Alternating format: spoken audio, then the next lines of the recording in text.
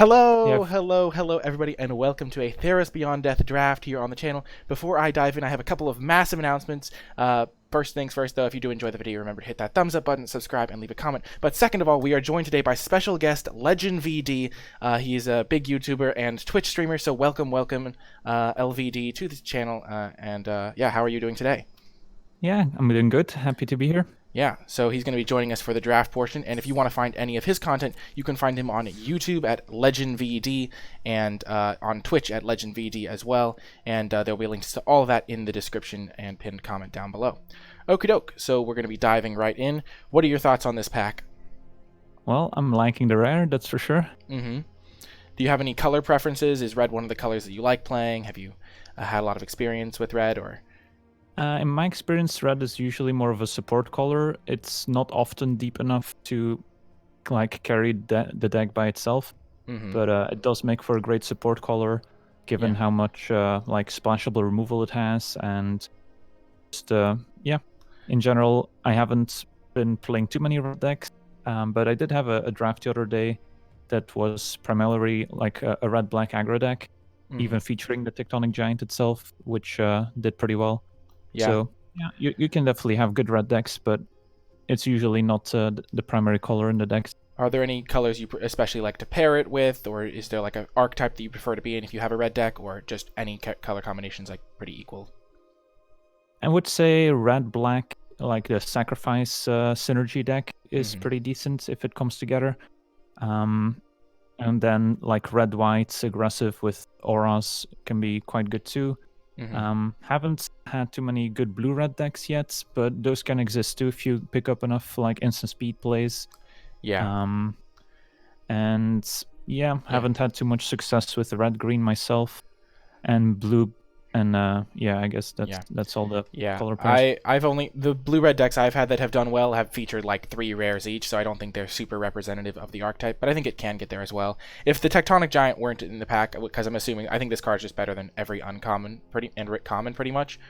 Maybe Farrakha Spawn comes close, but what if this weren't in the pack? If it was just like a Scryland, what do you think you would be looking at here as like contenders for your pick? It's not a super exciting pack. Like Commanding Presence can be powerful, but I don't necessarily want to first pick it. It's like a fine card if I already have a Healed Pilgrim, and if I'm in the Aura deck with the Transcendent Envoys, etc. But I don't necessarily take it super highly. There is the Gorgon, the one that fills a graveyard, that I've been pretty happy with. Yeah. In the black escape decks. Yeah. So I think that card's quite good. Definitely better than I thought it was at first. Yeah, I agree on that one as well. One of the things that I found is that being able to fill your graveyard is actually like super important. 1 second, I messed up where my camera is. It's on MTGO settings. There we go. There we go. We're back in our home. But yeah, I found that being able to fill your graveyard is essentially like drawing a card a lot of the time, because you either mill an escape card or you get the fuel into your graveyard for the escape card. So I think Venomous Hierophant is like an overperformer, because 3 cards is a lot of cards. I think I would probably, like, after Tectonic Giant, I think I would probably take either Commanding Presence or the Hierophant. I think those two are kind of close. But I think I'd probably take the Hierophant afterward, just because it's pretty easy to get blown out with Commanding Presence. But yeah. Yeah, and Furious Rise I haven't had too much experience with, but it can be a very powerful draw engine if you get the right deck for it. Yeah. But I've also seen it go pretty late in arena drafts, so maybe you don't need to take it too highly. I had a deck that had 2 of them the other day, and I accidentally decked myself, so that's definitely a fear if you have too many of them and you can't close the game, but not super common. Yeah. But yeah, so we're going to take Tectonic Giant, and following it up, we see lots of good cards in this pack, especially black cards. There's an Elspeth's Nightmare, Final Death. Yeah, I've had this pick a couple of times, and I'm still not 100%. Last time I picked a Nightmare just because the potential upside is so high. If you do get the clean 2-for-1 and exiling the graveyard, it's almost worth the card as well. So that's often the card I lean towards, but it kind of depends. Like if you're late in the draft and you already have a couple like final deaths or removal for big stuff, then I would definitely take the Nightmare. But you do need to make sure that you have like at least 1 or 2 removal spells that can deal with larger creatures, maybe creatures enchanted with auras, and the Nightmare's not always gonna fit the bill. Yeah, I really like Nightmare just because it feels like the games where like my opponent plays this on turn 3 and kills my 2-drop. It feels like I almost can't win at that point because if my deck cares about the graveyard at all, or I have a like removal spell in my hand, it's just a really clean 2-for-1 that actually like nabs 2 spells. But I've Yep. also had games where I never get to do anything with it, or I draw it in the late game and there's nothing to kill and it does nothing. So I do think it's like a Exactly. higher risk, higher reward in a way. But Yep. I think it's probably ultimately more powerful than Final Death, just because, as you said, exiling the graveyard can be like really powerful and like almost worth a card in certain matchups. And then if you can ever kill a creature, like if you cast this on turn 3, a lot of the time the game is just so far in your favor. Whereas Final Death, like, is going to be good consistently, but not necessarily as backbreaking in a lot of situations. Exactly. Yeah. The Nightmare can just be super backbreaking if you're on the receiving end, but Mm-hmm. it's also maybe one of those cards that feels better because when your opponent plays it, of course, Mm-hmm. they're often only playing it when there is a target in play. Mm-hmm. So you're not going to see the scenarios where they've got it stuck in their hand for like 5 or 6 turns and die with the Nightmare in hand. Yeah, So exactly. in that sense, it maybe seems better than it actually is, but it's still very good. Yeah. Which one do you think you're gonna end? Which one would you end up on? Like, if this was the Pro Tour, where would you? Which one do you think you would take here? Oh, would still take the Nightmare, I think. Yeah, me too. Me too. Where are you at on a card on the card Heliod's Pilgrim? I've been going up and up on this card as the format has progressed.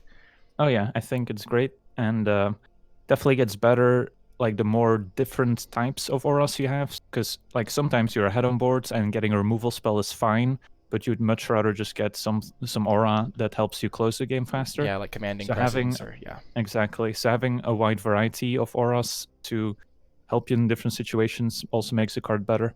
Yeah. But still, just getting a removal spell is totally fine since the 1/2 body is actually quite serviceable in this format, especially when it comes to enchanting it with your own auras. Yep, I agree completely. So we're going to be taking Elspeth and Nightmare here, starting off red-black, the ideal color combination, as we said before. Okay, and then we're given this pack with kind of no great black cards. I mean, Fruit of Tizoris is terrible. Underworld Dreams. Have you ever played Underworld Dreams? I'm And just. not yet. Yeah, me neither. In best of 3, I have considered like sideboarding it in some matchups. Yeah, and then so there's not really any black cards to speak of. I mean, there's a Libation as well, and then there's a couple of red cards. I mean, Triumph of Anax. I actually have come up on this card from where I started because I thought that this card was going to be unplayable. But I think in red green sometimes you just need ways to push through. Has Yep. that been your experience as well? Have you ever played this card? I don't think I've played it. I've definitely drafted it a few times, but maybe didn't end up making the final cut. Yeah. But yeah, as you said, in red green, it's probably at its best. Mm-hmm. I've like seen opponents played against me, and I wasn't very impressed because like often the fight didn't actually kill any of my creatures, or it was Yeah. just like 2 creatures trading, Mm-hmm. and the extra power and trample can be adding up to a lot of damage, but you also have removal, so if you've Yeah. got some instant speed removal, you can just kill the creature that they target. So Mm-hmm. yeah, it's fine, but it's not often gonna make my decks. Yeah, I agree. I think it's more of a lot of the time is more of a sideboard card against the blue decks that run like the O5 turtle, or like Yep. that try to like defensive up and then you can like push through damage. But yeah, what do you think? That's a Like, great point. what are you looking at for in this pack? Like, there's not really a ton. I think Witness and Binding of Titans are kind of my top two.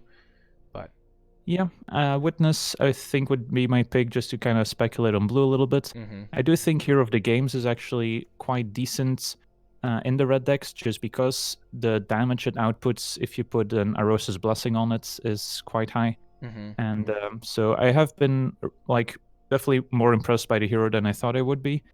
Mm-hmm. And Farika's Libation I actually also have been relatively impressed by because I didn't think it was going to be very good. But just the nature of the set with so many enchantments makes the split mode of getting both creatures and enchantments quite a bit better than edicts would be normally in limited.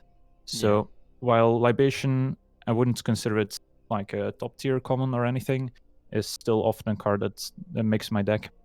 So Yeah. I would still probably lean towards the Witness of Tomorrows just to keep our options open. Yeah, I agree. But if one of those black or red cards wheel and we're in red black, I wouldn't be unhappy.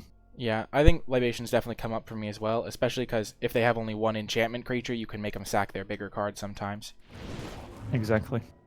Okie doke. And then pick 4. I mean, the card that immediately jumps out to me is like Brine Giant and Final Flare, but there's like also an Omen of the Sun, which is a card I've been way more impressed with than I thought I would be. What do you like in this pack? Just initial thoughts. Yeah, Berserker, Final Flare, Brine Giant, those are kind of the standout cards for me. Final Flare is at its best in red-black, since that's kind of the sacrifice color, if you will. Mm-hmm. And there's often like small auras that maybe have an effect when you enter the battlefield, like the Arse's Blessing, that you don't mind sacrificing, or like even the aspect of Manticore. Once you get one activation out of it, it's usually fine to sacrifice it. And even if you get lucky to open like the Black Rare, the Treacherous Blessing, I think it's called, that draws 3, this is one of the best ways to get rid of it. I agree. I think I've also really liked it with Omens, like any of the Omens, you get like your card draw, your couple points of damage, and then you get to Final Flare, and it feels like you're getting it and for free. It's also great with our Elspeth's Nightmare if we do end up in red-black, since we can even put the third trigger on the stack and then still sacrifice. I think you need to be full control for that to work, just as a side note. Yeah. But it is a pretty nice combo. Yeah, that's a pretty cool one as well. And then Rage Guard Berserker is kind of an overperformer as well. I mean, sometimes you just need a big creature, and this one kind of gets the job done. Yep, and 5 power is kind of the magic number against the blue decks. Because of those 0-5 turtles. Just kind of embarrasses those. And the 2-5 Seaguard as well is also a card that has been surprisingly effective. Agreed. And then I think the third card in contention for this pack, though, I think a little bit behind the Final Flare and Rage Guard, is maybe Brine Giant. I've actually kind of liked this one because it comes down relatively cheaply in some decks and then kind of can take over a game. Because the blue decks often end up winning with flyers, but still having like a big ground creature to hold the fort is quite nice. And while you do have turtles and sea guards, Brine Giant is a little bit bigger, so it's a totally fine card too. Yeah. What do you think you take in this pack? I'm leaning towards Final Flare myself. Yeah, I think so too. Red is kind of our color we want to be the most at the moment, and it's usually not too difficult to make Final Flare work. Now, it does have some diminishing returns, so it's not like you can play 3 or 4 Final Flares, but usually 1 or 2 copies are fine. Yeah, I agree. Especially if we end up red-black and we maybe get a Portent of Betrayal so we can take our opponent's creature. Yep. Okie doke. Got some great uncommons here. There's a Hateful Eidolon. Actually, all the uncommons are still in the pack. There's Hateful Eidolon, Dreamstalker Manticore, Devourer. And then in the commons, there's Oread, which has been okay. Stern Dismissal. What do you like in this pack, like, initially? I think both uncommons are kind of what I'm looking at. Aspect of Lamprey is also totally fine cards, especially if we pick up a couple heroes. But also hopefully we can get one later. You can also sack it to Final Flare, which is kind of nice. Yep, exactly. Yep. So it has a lot of good synergies in red-black especially. Yeah. But Hateful Eidolon is one of those cards that, like, if your opponent plays it, you're just hoping they don't have a Mire's Grasp, otherwise you're just going to lose the game. Yeah, exactly. So I think it's high upside. Exactly, and yeah, just a 1-mana 1/2 lifelinker. I mean, it's not amazing, but especially if you can enhance it somehow, it's still not bad. I've also really liked it with Mogis' favor, because then you can like start picking off all of their small creatures and then eventually make Hateful Eidolon into a 3/1 lifelinker, which is kind of a must deal with threat, and then they trade with it and you draw your card again. So I've actually really liked Hateful Eidolon. I think it's a little bit better than Dreamstalker. Dreamstalker has only been super good for me in red-blue. Exactly, yeah. Even then, it's only been super good when I've gotten multiple copies into play and started killing 2/2s, which is just not super likely to happen. Yep, I think I agree. So I think Eidolon's enough better that I would take it, even though red is at the moment our deepest color, so there's always a chance we abandon black. But I think the Eidolon's probably still worth it. Yeah, I agree. Doke. And now I found Scophos Maze Warden is a card the bots do not like, even though I kind of like it. Yeah, it's totally fine. Yeah, 4 mana, then the ability is quite relevant. I like Soul Reaper of Mogis a decent amount, especially in sacrifice decks. Just kind of a nice way to like get stuff done. I wish it could sack enchantments, but you know, we don't live in that world. And then Arena Trickster is more of just a blue-red card. Yeah, I haven't been super impressed by the Trickster, even though at first I thought it would be fine. But yeah, I think that the Warden's just a much better 4-drop. Agreed. And most of my black decks have been able to pick up a Soul Reaper at some point, so I'm not too desperate to take it now. It's also got the classic diminishing returns, because once you have 2 of these in play, it's just a 3-mana 2/3, which is not great. So yeah, I agree. And it also competes with the 2-mana Lampad in black, so you usually end up with a couple sacrifice outlets anyway. Yeah, exactly. I like the Scophos Maze Warden here. I agree. One thing I will say is I think Omen of the Sun is quite a good card in the white decks. Like, we're not really close to that direction, but I've been very impressed with this card, it just feels like really hard to. It like feels like it stalls the board like single-handedly, and is a pretty good stabilization tool. So I've kind of liked this card in my white decks. Not that we're anywhere near that, but just figured I'd throw that out there. Yeah, I've had a couple nice white decks with the Reverend Hoplite making a bunch of tokens. So it's a nice fit in those types of decks. Yeah, I had a deck the other day that had like one Reverent Hoplite, but then like 2 Flicker of Fates, and I ended up with a game where I had 20 tokens in play because Nice. I was just mono white, and then I flickered it twice, and then I just attacked them with 20 tokens, and the game was over. But yeah, I like the Scophos here. Okay, now this is a very interesting card. I actually haven't enjoyed Thundering Chariot, even though I thought I would. What if your experience has been with this card? Now, yesterday I actually had a very interesting draft with the Chariot. So normally I would agree that it's not an amazing card just because it doesn't have any particular synergies in the set. It doesn't really like synergize with auras since those fall off if you turn it back into an artifact. So it's kind of this awkward card. But the surprising synergy I found is with Underworld Hound. That's the 2-mana 3/1 that has to attack each turn. Okay. Which has a pretty big drawback sometimes if the opponent just plays a big blocker that kind of eats it, and you don't have a combat trick or removal, then you're going to be pretty sad. But with a Chariot in play, you can just, whenever you want, crew the Chariot with the Hound, so it doesn't have to attack into the opponent's board. So I actually think it might have a place in these red aggressive decks. But yeah, I mean, it kind of depends how the deck looks like. If we don't have any Hounds, then I'm less interested in it. Yeah, this pack is kind of weak overall, though. I mean, there's a Relentless Pursuit, which has been okay. There's a Rapid Flames. There's an Altar if there was splashing consideration. But yeah, I feel like there's not really a ton here. Yeah, I'm okay taking the Chariot. Yeah. Also against the blue decks, if they're holding up 3 mana for their counterspell for creatures or enchantments, then being able to play Chariot into it is pretty nice. Oh, so you kind of waste their turn. Yeah, that's really good. So in that sense, it does have kind of a unique role in some games. So it's maybe better than I gave it credit for. Yeah, I agree. I also it doesn't even have to make our deck, but like none of these cards. I mean, I think Rapid Flames is more of like a red white go wide card because you can target your own heroes with it to get like a pump and eliminate blockers. Temple Thief has not been super impressive though.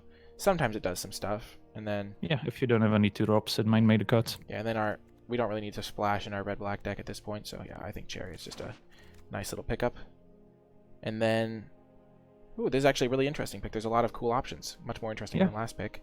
I'm immediately interested in Mogis' Favor, Underworld Charger as the 2 front runners for me. What are your thoughts? Yep. I got the same thoughts here, basically. Favor, great with our Eidolon that we already have. And Charger, good in the slightly more aggressive decks, similar to the Hound. Yeah, you can also use it to crew the Chariot to get it like semi-defensive, which is kind of nice. Yep. So I would be fine with either one. Yeah, I think I'm going to lean towards Mogis' Favor because I think having the first copy is super important, especially with an Eidolon. Also works with our Final Flare in a pinch. Oh yeah, definitely. That's also a cool synergy. I've actually been more impressed by Pious Wayfarer than I thought I would be. Like, obviously not switching colors, but just kind of a side note. If you get a couple of these and then a couple of Omens of the Sun or Indomitable Wills, it can do some work.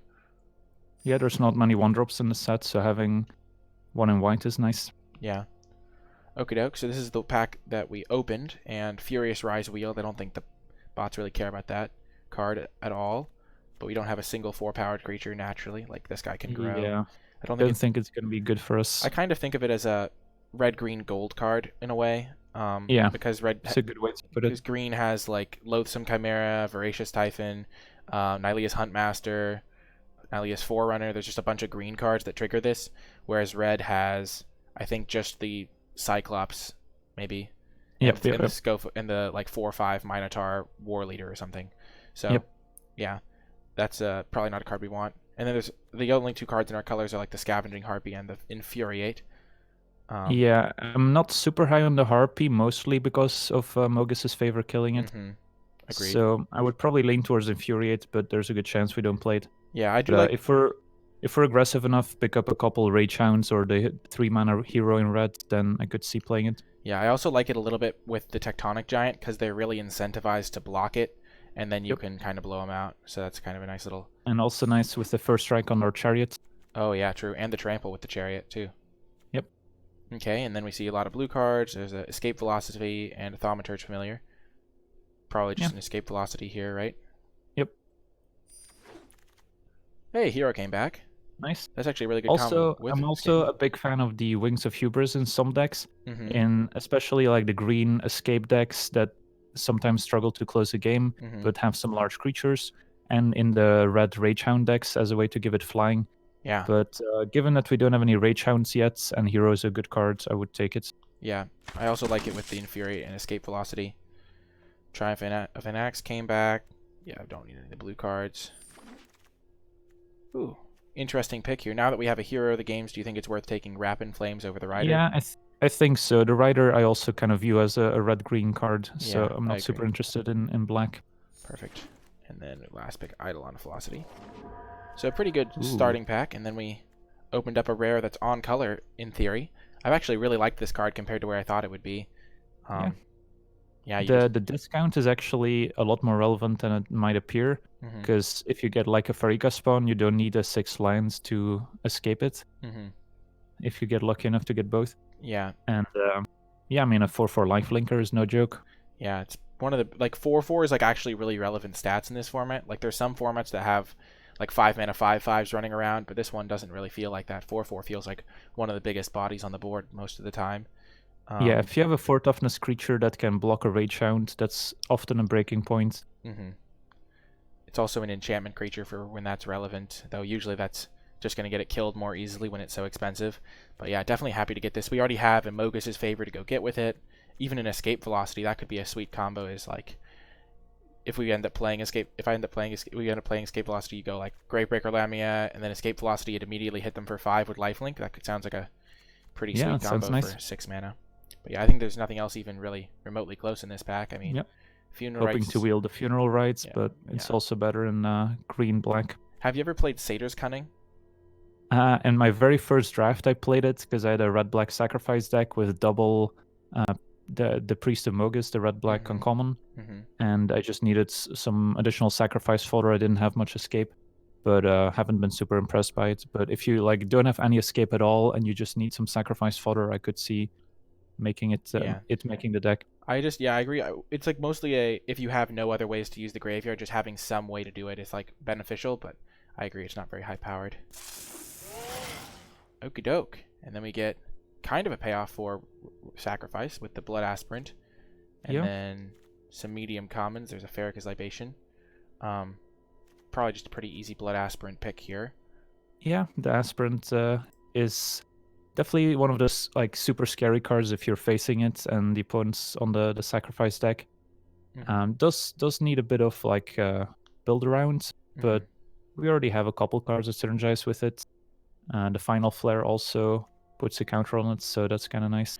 Triumph of Anax, if we end up playing it, sacrifices itself at the end. Yeah, so that's kind of neat. Sagas in general, the Nightmare too, I guess. You can also sacrifice the Triumph of Anax in response to its 3rd trigger. But one important thing to note is, I actually had this come up, is if you're using the Blood Aspirant for the fight ability of the Triumph of Anax, you have to you can't just let it sacrifice itself because the counter comes on after it fights the creature, unless you sacrifice it to the Blood Aspirant. So it's like it will fight as a 1/1 unless you take other action. So my opponent tried to fight my 2/2 with their 1/1 and they lost their creature and then conceded the game immediately because it was not super great for them. Where are you at on Staggering Insight? Like, how early would you be picking this type of card? Because I've been very impressed with it. Yeah, it's definitely a very powerful card. Like it's kind of awkward because when playing with it, you never really feel safe tapping out with it, so you often want to just have a mantle as well to kind of back it up. So it's definitely a powerful card and gets better if you've got Heliod's Pilgrims. Yeah. I don't know if I would be like super happy to first pick this since it is still a gold card. But it might be the best one of the entire cycle. So yeah, just thinking about him. Yeah, I think it's good. The black-green one's also pretty good. I think if this was like a pack one pick one between like Staggering Insight and Nyx Herald, I think then I would take the Insight. I think I would take Insight as well. That's what I was thinking. Herald has been like kind of a 3 mana 3/4 trample, which is good, but usually like a slightly better version of Stampede Rider or significantly better. But yeah, I like taking the Blood Aspirant here for sure. Whoa. Now this is a good pick Ooh. here. There's a bunch of good cards. There's Entrancing Lyre, which I've been impressed by. Elspeth's Oh Nightmare, yeah. which we already have one, but then there's also Mire's Grasp, another Mogis' favor. This is a really cool pick. If we didn't have Hateful Eidolon, I might take the Lyre. But since we have Hateful Eidolon, I think I'm leaning Mire's Grasp. Yeah, I agree. I think Hateful Eidolon just makes Mire's Grasp like kind of like the 1-2 punch of Doom in a way. You just kind of win the game when you go Hateful Eidolon into Mire's Grasp at some point. Are you on like if you had to pick between Elspeth's Nightmare and Mire's Grasp, would you just take Grasp? It's close still. The Eidolon also kind of incentivizes to take the Grasp. Pick one, or like early in the draft, I would probably still take the Nightmare. Yeah. But yeah, if you've got any synergy with the Grasp, like the Eidolon or the Pilgrim to find it, or there's a bunch of other synergies with it, then it goes up in value quite a bit. So would you take, like, if you had to pick between Lyre and Nightmare, do you think early in the draft you'd take the Lyre just because of its flexibility? Or... Yeah, for sure. Like, if you knew you were a black deck, though, would you take Lyre or Nightmare? Like, which one do you think is better just in a vacuum? It might still be the Lyre. I don't know. It's very good. Like, every time I face it, it's like so difficult to get past, because especially if you're on the defensive, the opponent has the ability to like tap down 2 creatures temporarily, which is just impossible to defend against. Yeah. So yeah, the Lyre has been very impressive. Yeah. Also, it being an artifact is relevant in this set because a lot of cards just hate on enchantments, and so this one like kind of dodges a lot of those. Yeah, and artifacts get a pass in this set, which is also why the Chariot is a little bit better than it might seem. Yeah, exactly. Other than Return to Nature, there's not really. And then I guess there's the Irreverent Revelers, and that's the only real cards that hate on artifacts. Does Revoke Existence hit artifacts? Oh, yeah, Revoke Existence as well. It does hit artifacts. But yeah. I think Mire's Grasp is my first pick in this pack, and then I think I would follow it with Lyre and then Nightmare. But that's like I think so too. Pretty close pick order as well, and then probably Mogis' favor number 2, and then Farrak's Libation. But yep, that's right to me. But yeah, getting a Mire's Grasp feels good. And then this is another pack that has a lot of cards for us. There's Omens of each of our colors. There's an Underworld Charger, Lampad, and Mire Triton. What are you thinking in this pack? I think we need to shore up our 2-drops, because I don't think we've got a lot of them at the moment. We have exactly 0 2. No, we have 1 2-drop creature at the moment. Yeah, so for curve, I would definitely lean towards one of the 2-drop creatures. We don't have a ton of escape, so the value of milling ourselves is maybe not as high as it would be normally. The Triton's still very good. Like a 2-power Death Touch creature can trade for any green card, basically. I also think that Lampad sometimes wheels on Arena, which I have found. Yeah. But yeah, and the Lampad also has more diminishing returns than a Triton does usually. I will say that Lampad has impressed me as just a black 2-drop versus when I first started drafting the set, I thought it would be only in black-red that it was good, but I've just found it to be good in like any black deck. You'll just play a Lampad and it'll be pretty good. The ability to protect your escape creatures from exile removal or to just push through those extra points of damage at the end has been pretty good. Yeah, it's also quite nice in black-white if you can make a bunch of tokens. The damage adds up very quickly, as you can essentially attack with all and then sacrifice the tokens that get blocked and get in a lot of damage that way. Agreed. But I still think I would take Mire Triton over it. Yeah, I think so too. Yeah, and then after that I'd probably take Lampad, and then of the remaining cards, probably Charger, just so we have something to get back with Lamia, though that one's much closer.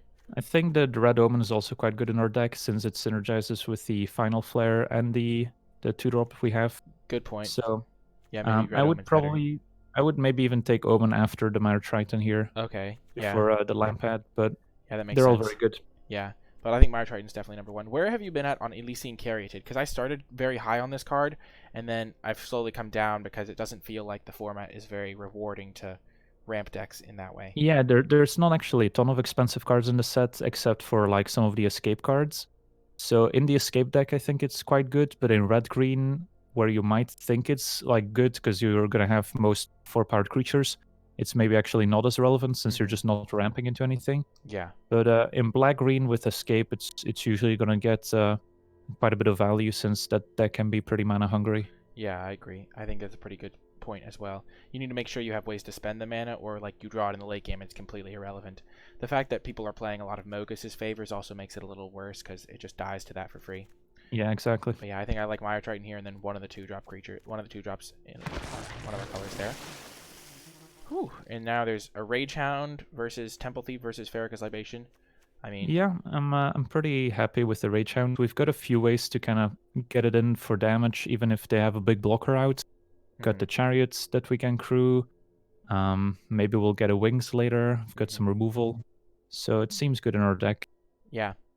If you were like a white deck, do you generally prefer Transcendent Envoy or Leonin of the Lost Pride? I mean, they're side by side, so it seems kind of like a interesting thought Yeah, experiment. Which one would you prefer the generally? Envoy is definitely more of a synergy card. Like the Leonin fits into more decks, but Envoy might be better in some particular decks that care about enchantments. The Aura deck with Helix Pilgrim and like the blue white uncommon that we saw earlier Staggering Insight, yeah. is quite nice with flying creatures too.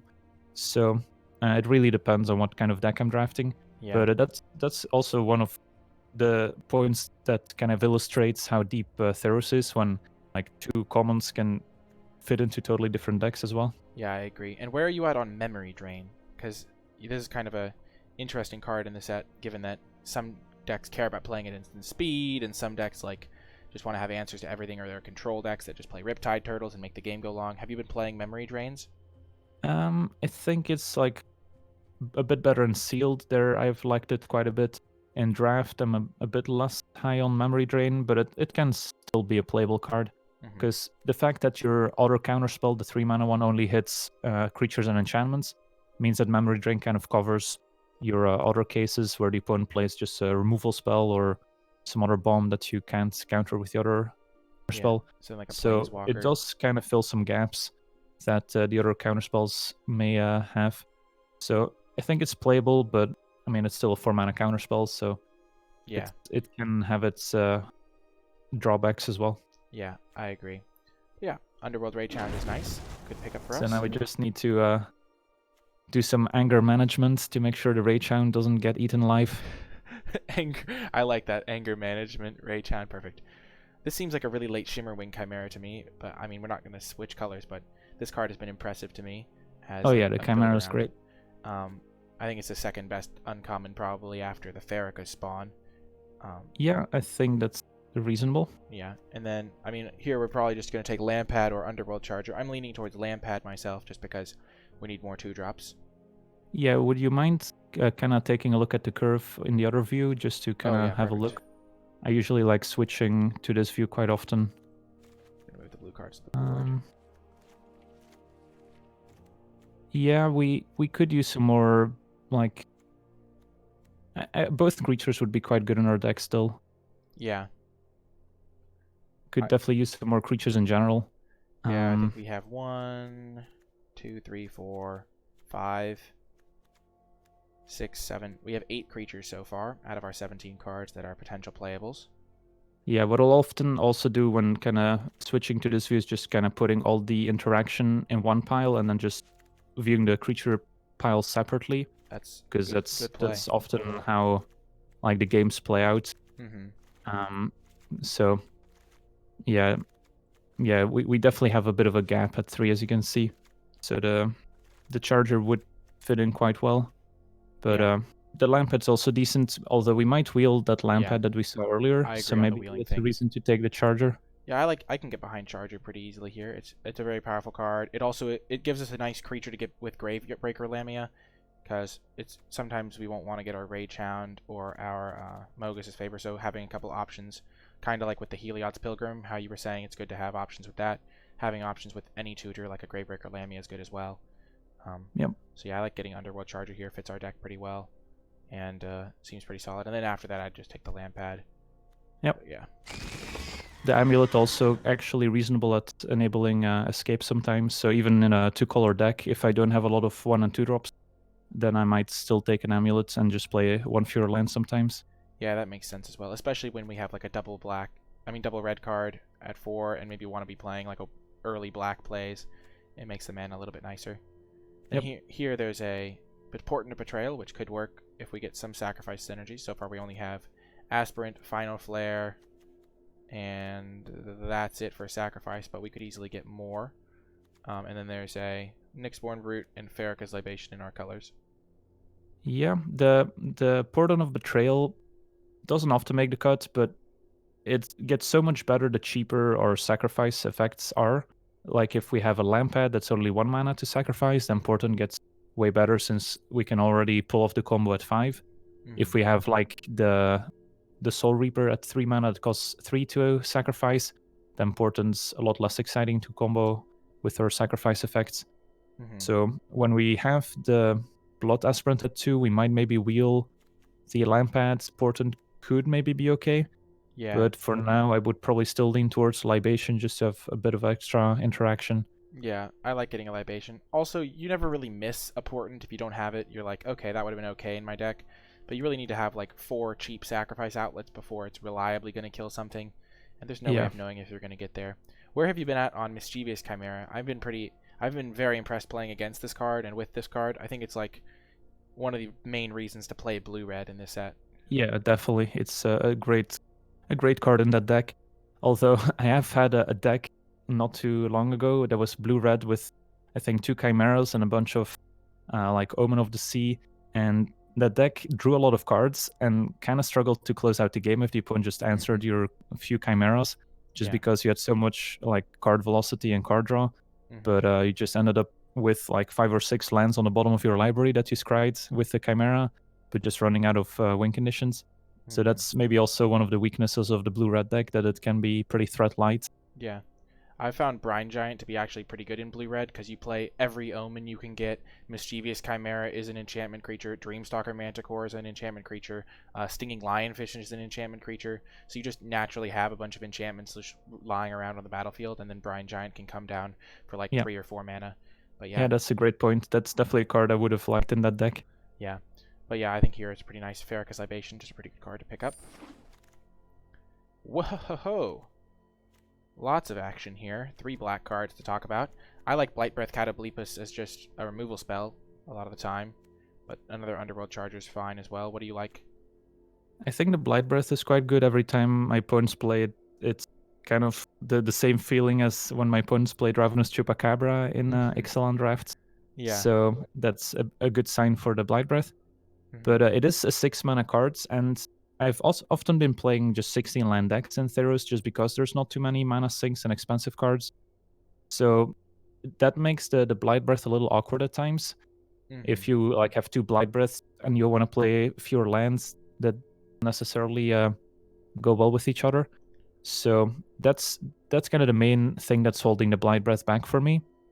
But it's definitely the more powerful card if we can cast it. But maybe for curve, and given like the thing our deck is trying to be pretty aggressive with Rage Hounds and Underworld Chargers, maybe we just want to stick to the Charger and keep the curve a bit lower and play fewer lands. Could see going either way. Do you think taking like Temple Thief just because the 2-drop has any merit at all, or would you rather just take a card that's way more powerful? We could also use some extra 3-drops. I think it's kind of break even there. And again, we might wheel one of those Lampads at 2, so we'd probably still take the Charger. But okie doke, let's do it. Okie doke. This is the pack we wheeled, and there's not really a ton for us. Maybe just a. I'm really not a huge fan of Thaumaturge Familiar, but there's not really anything for us here, I don't think. Yeah, if I were drafting, I would just take the uncommon for the Vault. Oh yeah, that's what I always do as well. Gotta get that Vault progress. And now Oread or Grim Physician. I've actually really liked Oread because, as you said, there's not a lot of mana sinks, and this can kind of get the job done in a pinch or fill your graveyard. And Grim Physician has been kind of underwhelming for me. Yeah, like the Physician is usually a very good sideboard card in best of 3 against aggressive decks, the Rage Hound decks. But unless you've got a ton of sacrifice synergy, which, you know, we've got a couple, but maybe not enough for this to be worth it. So yeah, that's kind of where I see the Physician. Yeah. Haven't had a ton of experience with the Oreads. I have had multiple decks where I wouldn't have minded that effect, so I think it's fine. Yeah, I like getting the Oread here. It's one of those cards that you want like 1 copy of, but you never really need more than that. Let's just see. And then there's a Farrakhan's Libation and a Thrill. Thrill's actually been kind of like... It's like slightly better than I thought it would be, just because sometimes you need instants and you sometimes need ways to get rid of lands in the late game. Yeah, and it also helps with escape a little bit, so it does a lot of small things. And we already have a Libation. Do you think we just take Thrill here, or do we just stick with Theros? Yeah, I would probably lean Thrill. Yeah. I doubt we want to play 2 Libations, but... Yeah. Wow, late Omen of the Dead. Nice. Nice pickup. Then Temple Thief anyway. None of the land pads wheeled, which is kind of good to note. And then last pick, Towering Wave Mystic. Okie doke. So now we actually have some real picks here. Yeah, you can switch back to the other few if you want to. Yeah, to make it a little bit easier to see. There's Grey Merchant. There's Timuret, Chosen of the Dead. I mean, we're not playing Calyx here. Yeah. I mean, there's like 2 really good black uncommons, especially for our deck color combination and archetype. Which one do you like better? Grey Merchant's a little awkward in this deck since we don't have a ton of devotion for it. So while it can be a great card in some decks, it might not be this one. So Timuret, on the other hand, is such a backbreaking card if you're playing the escape deck and you're facing a Timuret. Yeah. So Timuret's been pretty impressive, although the double black here might make it a little bit difficult to cast on curve. Yeah, I've just had games where my opponent plays Timuret and it feels like I all of a sudden just can't win because my entire late game is invalidated. Yeah, that's been my experience. And sometimes, like your card draw effects to draw you towards your removal to answer Timuret, put more cards in the graveyard, so it just gets more food. Yeah. So yeah, facing Timuret is not a good time if you're playing the escape decks. Yeah, so I like taking Timuret here. One thing I will say about Grey Merchant is it gets better when you have something like Omen of the Dead and then some sacrifice outlets. Because I had a deck that had 2 Omen of the Deads and a Grey Merchant, and there would be late game situations where I'd play my Grey Merchant, sacrifice it to land pad, and then immediately get it back and then play it again and drain my opponent for like 7 over the course of 2 turns. Which is just kind of a nice late game combo, but I think Timuret's just more powerful overall, so we'll snap that up. And this is a really interesting rare. I don't think it's super good, but have you ever had an experience playing with or against this in draft? I don't think so, no.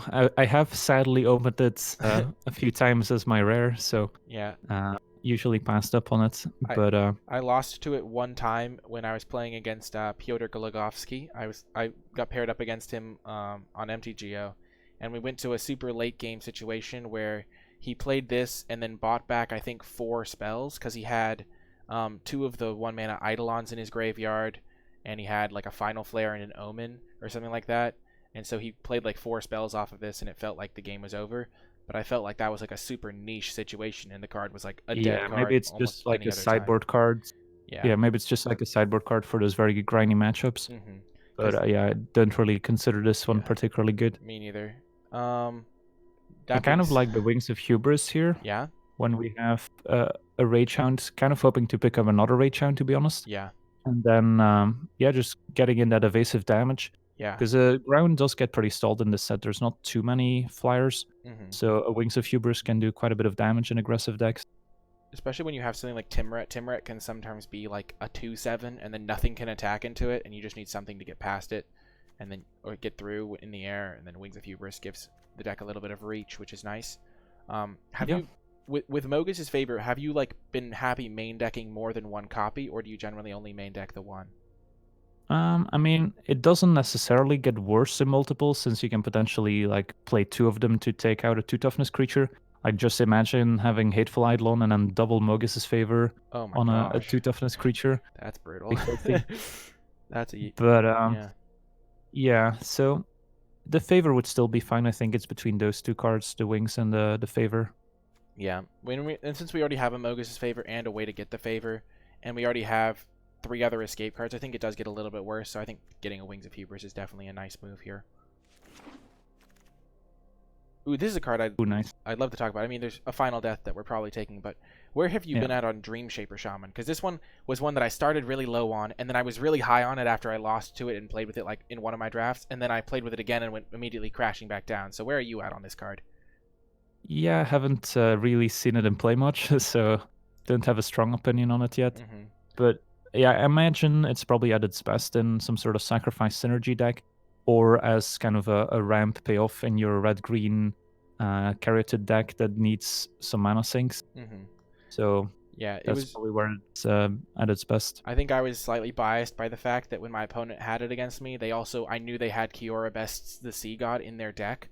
So every single end step, I was just like praying that they didn't get a free 8/8. And then they flipped Elspeth off it, and I was like, oh, I guess I lose anyway. But it definitely gets scarier when you have some absurd permanent that you can potentially get into play.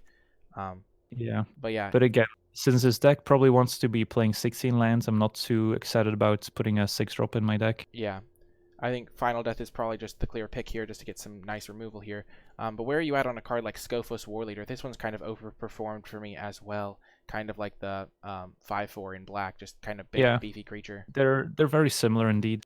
So they're usually good curve toppers in decks like these. So I wouldn't mind a Warleader if we didn't have a Final Death in the pack. Yeah. And have you ever played Klothys' design? Because I've not really had experience with it, but it seems like a very interesting card. Yeah, I had this one deck with the 2 hoplites, in white, that made a bunch of tokens where I considered this, but I don't think it ended up making the final cut.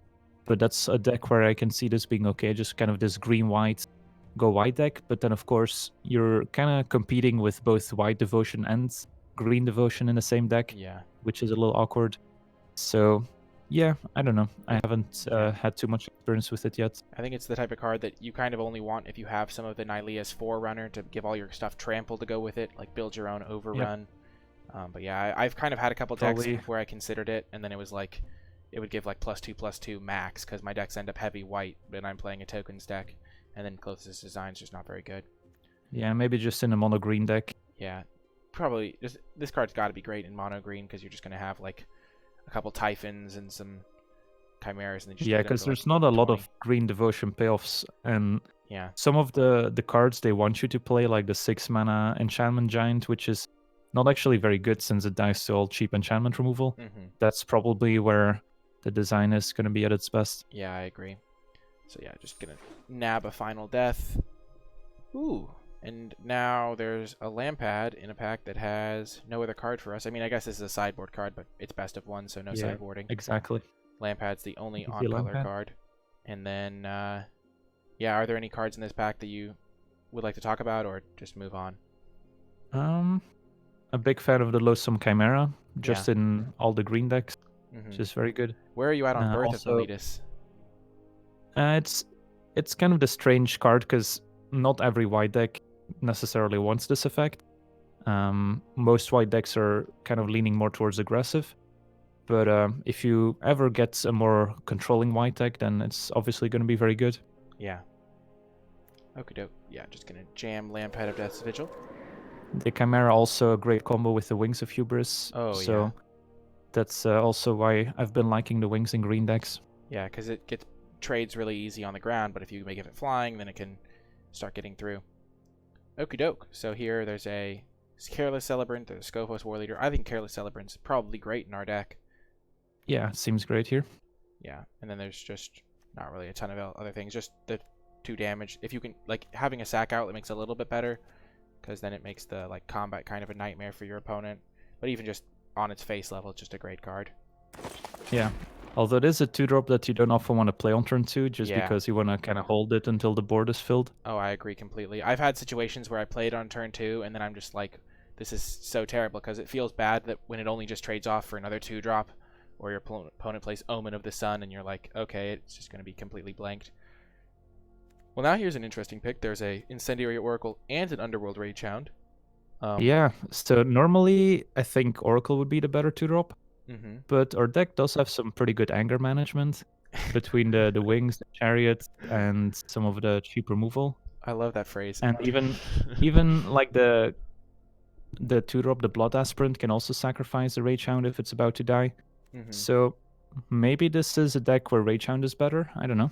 Do you have a certain number of escape cards where you get to the point where you're like, oh, I have enough escape cards that I'm going to consistently draw one, and I don't want to have too many? Or do you just like view them all in kind of their own light? Because I know that there's sometimes a thought where, oh, I have a Mogis' Favor, Underworld Rage Hound, 2 Chargers.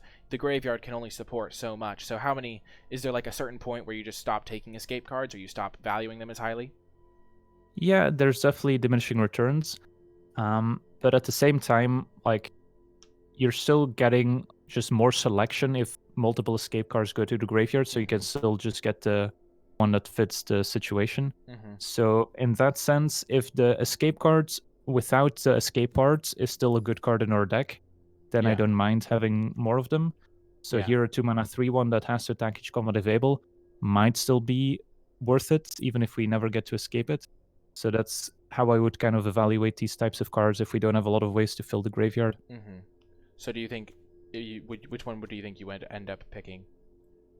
I'm kind of It's yeah. probably still the Oracle. Yeah, that's what I was but leaning towards as well. Just when you yeah. just have a little bit of more diversity, and we already have some ways to use a graveyard. Where are you at on a card like Cling to Dust as just like dedicated graveyard hate?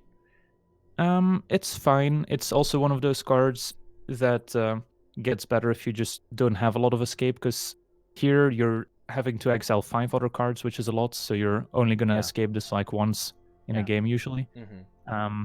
But I mean, at the very least, it kind of cycles pretty easily since there's so much stuff in graveyards that you can get rid of, slows down the opponent's escape. Usually don't really want to exile a creature with it since you're happier drawing a card.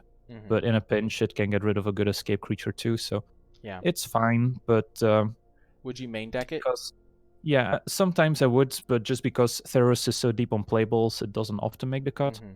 But it's definitely a very good sideboard card at the very least. And Yeah. if my deck doesn't have any escape cards whatsoever, then it gets better. Yeah, in that way, it reminds me of the blue escape card, the like 1 in a blue draw card, where if Yep. you don't have any other way to use your graveyard, that card can be playable, but that one also exiles 5 other cards, so Exactly. 5 cards is like the equivalent of 2 Rage Hounds getting back, which is just so many cards, so you can't really play it with other escape cards.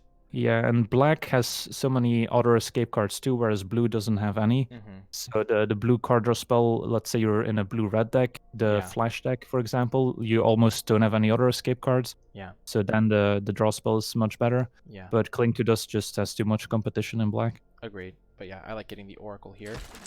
Our curve is definitely really shaping up nicely. And now there's just pretty much Dreamstalker Manticore as the only real playable for us in the pack. Yeah, seems fine. Yeah. Another Dreamstalker, there's another Final Flare, and then there's a third Underworld Charger. What do you like in this pack? So this is where I would kind of do a quick count of how many enchants we have that we wouldn't mind sacrificing, and creatures in general. So we have a Mogis' to see how good the Final Flare Omens. is. You can sack Escape Velocity. There's Nightmare. Probably not playing the Triumph of Anax. Probably not playing the Wrap in Flames. So we have like 4. Yeah, so the Final Flare's like okay, but not amazing, I would say. So I'm probably not interested in a second copy. Yeah.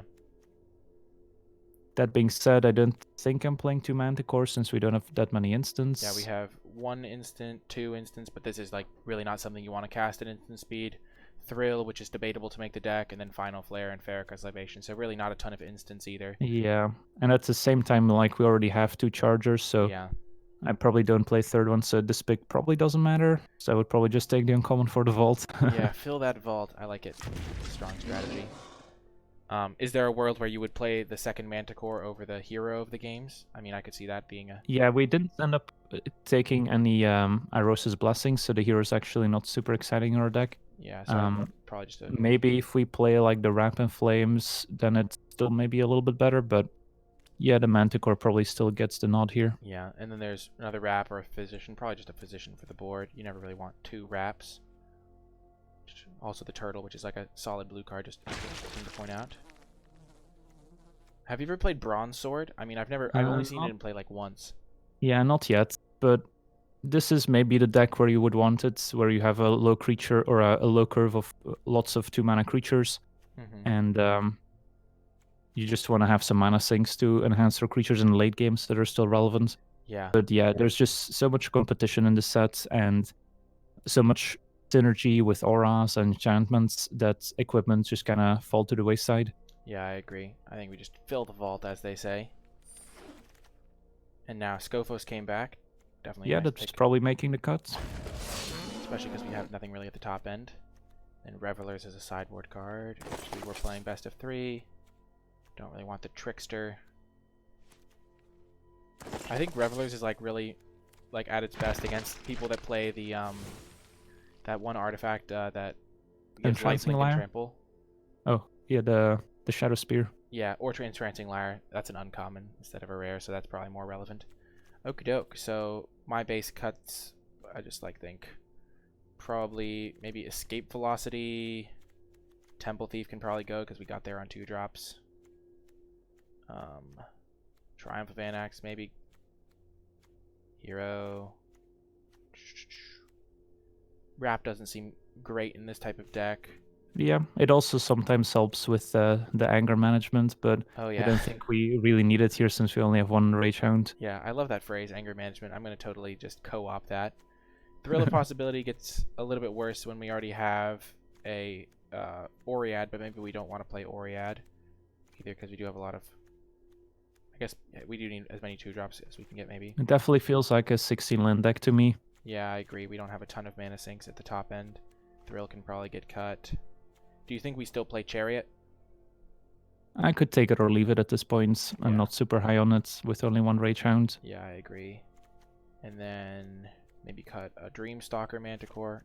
Infuriate's probably okay. It is some anger management, as they say, but and it's good with our Tectonic Giant, as you pointed out. Yeah, so maybe leave that in for a second. But Escape Velocity doesn't seem insane.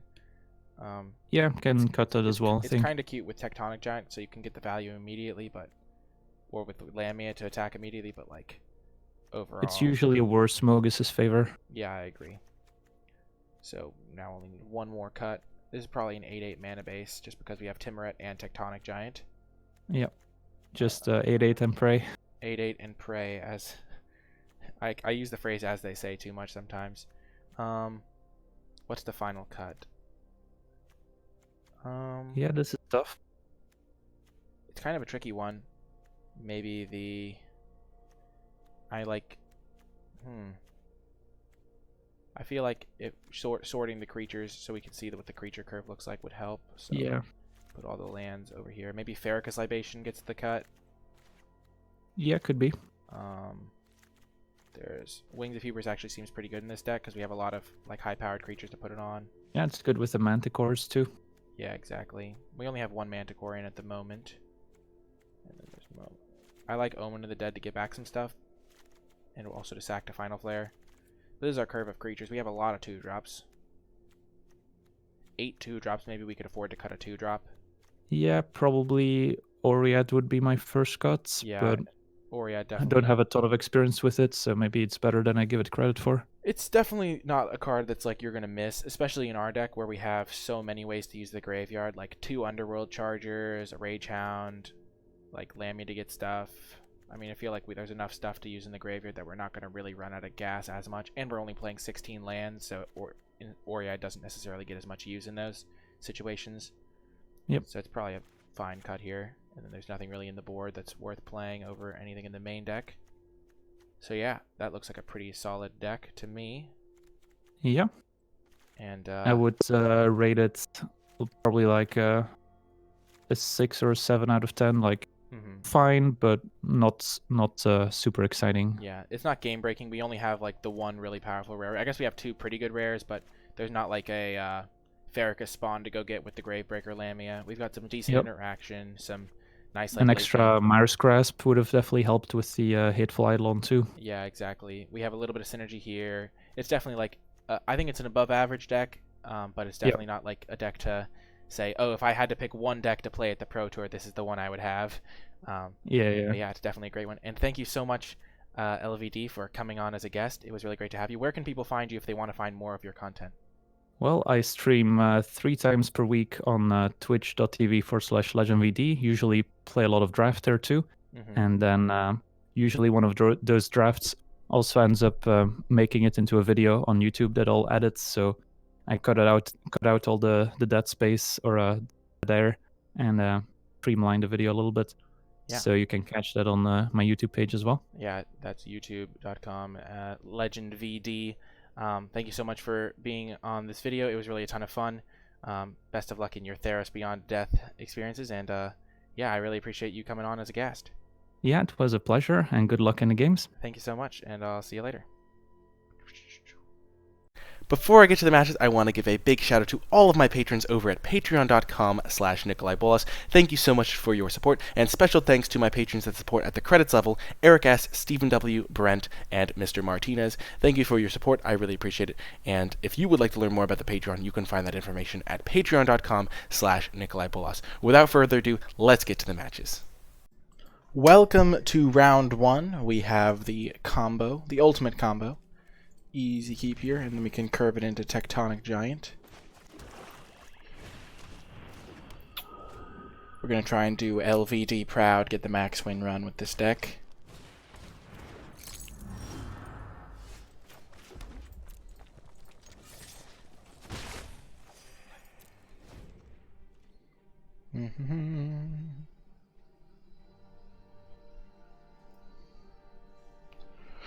Opponent on a green deck. Hopefully they have something we can kill with Mire's Grasp at some point. Not too much pressure though. Tectonic Giant should be pretty easy to keep alive against green-red, unless they can stick a creature. This doesn't really line up well for us. We would have preferred them play a 2-drop that turn, have to crack the next turn so that our Giant can get through, because now they could Hierophant's Blessing. Yeah. I'm afraid of their Hierophant's Blessing, potentially.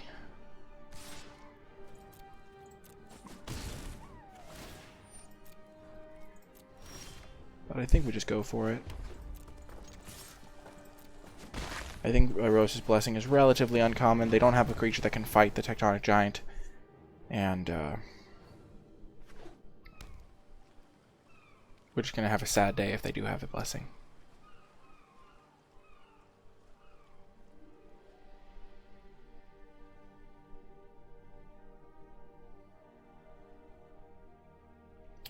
I think next turn. Okay, perfect. Oh, this is beautiful. Oh, this is so good. Ooh, they're splashing something. They have the Nylea Omen. Yet they got a red land with their Traveler's Amulet, so it's hard to say. Okay, so here we're going to start things off by Mire's Grasping. The 3/2. So we can draw a card and see what we need. Okay, it's a land. Then we're going to attack with this guy and use the draw mode. Exile 2 cards. We are going to get probably... So we don't have a play for this turn. Why is there Omen of the Hunt here? We don't have an Omen of the Hunt in our deck. That's a weird glitch. Okay. So we could either go land, play our 4/2 here. Or we could like wait a turn and play this guy. I think we're just going to play land 4/2. Keep the pressure up. Even though it does trade with one of these.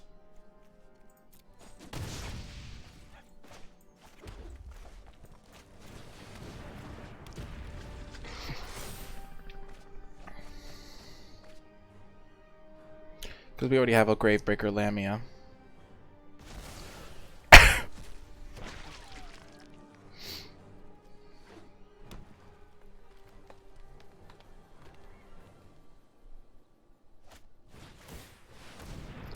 Inevitable end, we will do the exile the top 2 cards. Get that value. Careless Celebrant is good. And then I think we'll probably sacrifice Hateful Eidolon. So that we can get one more attack off with this. Oh, that is really good. So we're going to all attack. Exile the top 2 cards.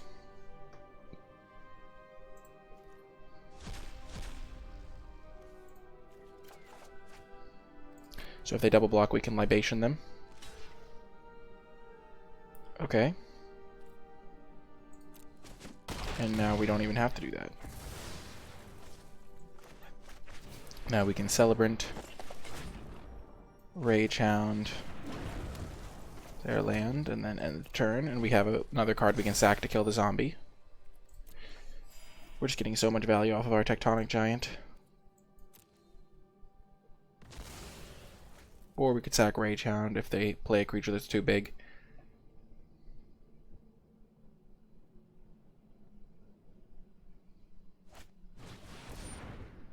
Sure. Oh, this works out so well for us. Oh my goodness. So we sack the Careless Celebrant to kill this, then we make them sacrifice their guy, and then we hit them for... Probably going to hit them for 9 this turn, or we could just draw the card. But if we hit them for 9, then they're dead to the trigger no matter what. So next turn we're going to be using 3 mana on this. So that means we're going to have 3 mana left over. So if we Omen back the Dreamstalker Manticore, that seems okay to me.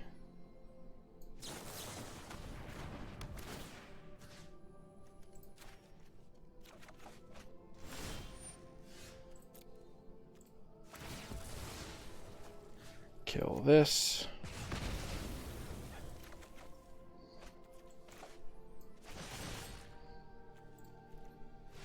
Make them sack a creature.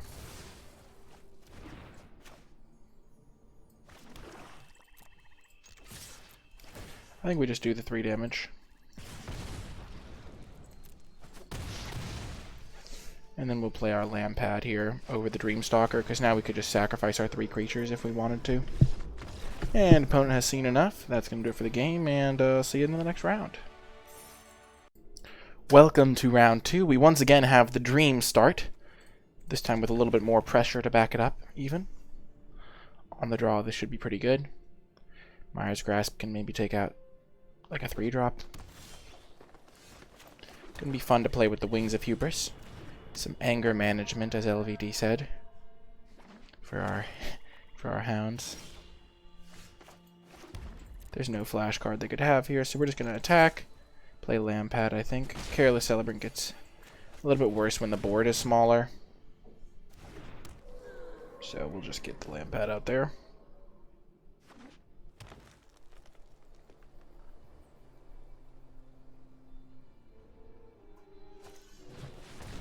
Sure.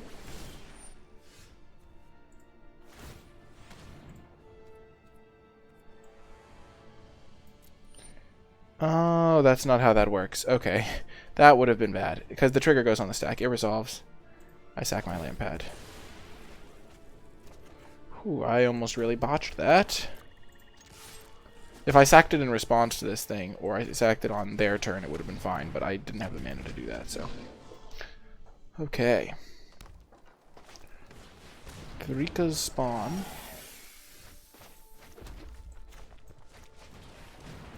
I think it's fine to just get to the air. Make them kind of kill this. Next turn I can double 2-drop. But now we have some nice pressure here. I can play any of these 2/2-drops on the next turn. But we want to press our advantage a little bit here before this Karika's spawn can take over the game.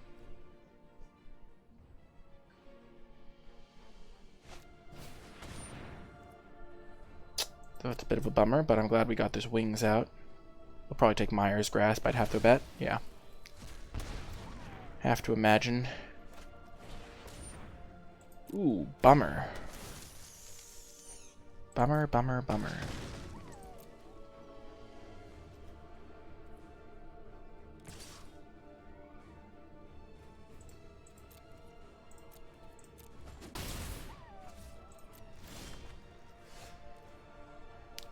Ooh, okay, okay.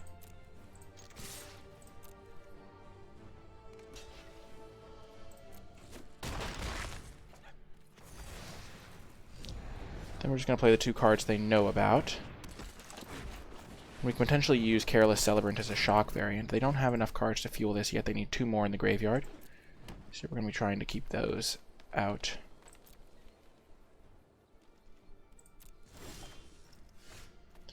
Infuriate could be good.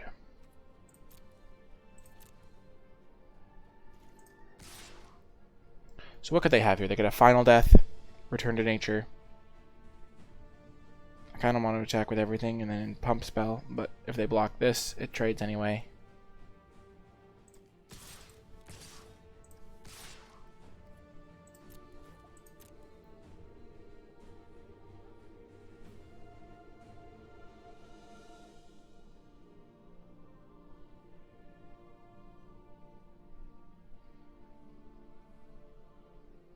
So they're not going to block the Oracle. They're not going to block the Dream Stalker.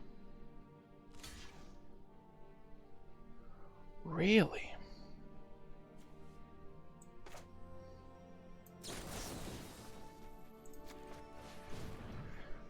If they have Final Death and use it on Oracle, I'm okay with that.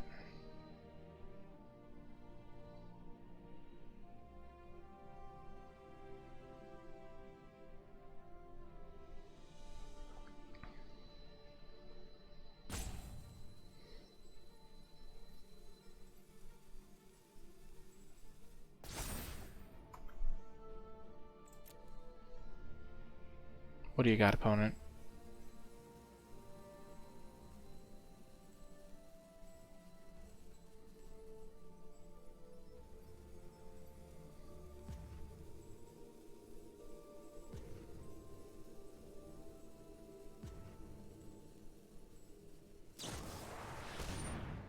Okay.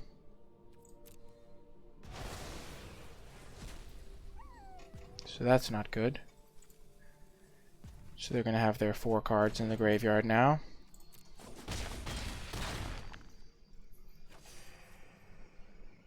Actually, we have lethal next turn, so we just have to equip this to my Careless Celebrant so that this thing's no longer flying.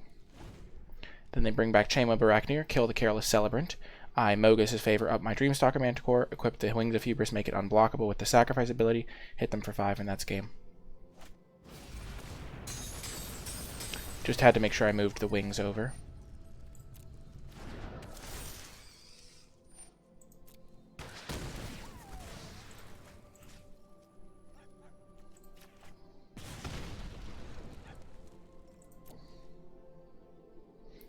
Easy peasy.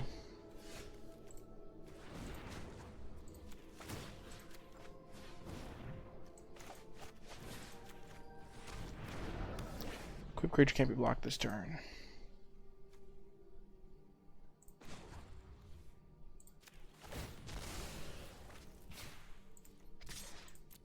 And we got the win. Wings of Hubris definitely an all-star there. Enabled our big attacks. We got in for a lot of damage. Pretty happy with how that went, and I'll see you in the next round. Welcome to round 3. We actually have a pretty good hand. Tymaret, Mire's Grasp, and Final Death. We do need a couple of red sources, but we'll find those eventually. Tymaret is back-breaking in this matchup. So I think I'm just going to Mire's Grasp this, because I want to have my Tymaret come down maybe a little bit later, get an activation in, get rid of their graveyard, and I don't want to just start taking damage.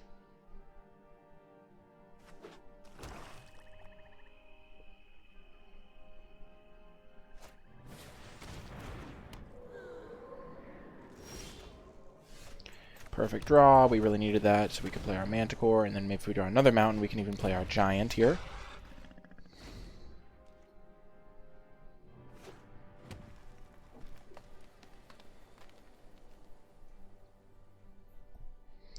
Or we can play Tymaret and exile their Destiny Spinner.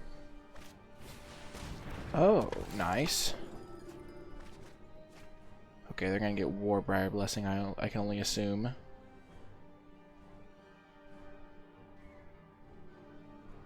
They got back Destiny Spinner. Interesting.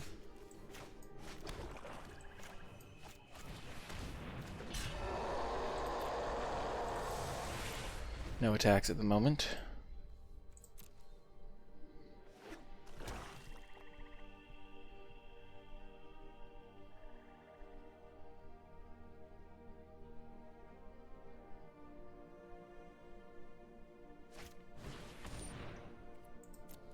Well, that's a bummer.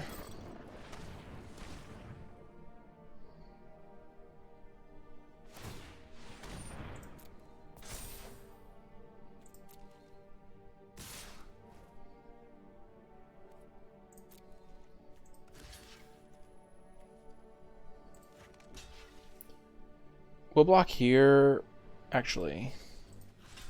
We'll block here because this thing is not that big power, not that high of power, I mean. And so it'll be easier to blank with Tymaret once we play our Lamia next turn.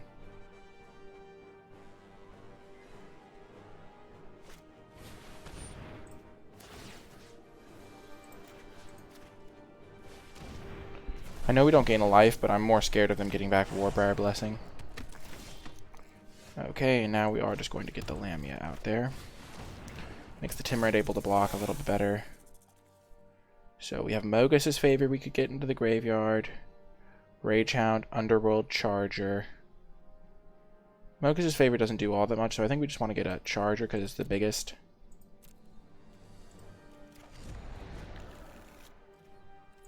And also gets another Black Devotion for Timorite, so he can block easier as well.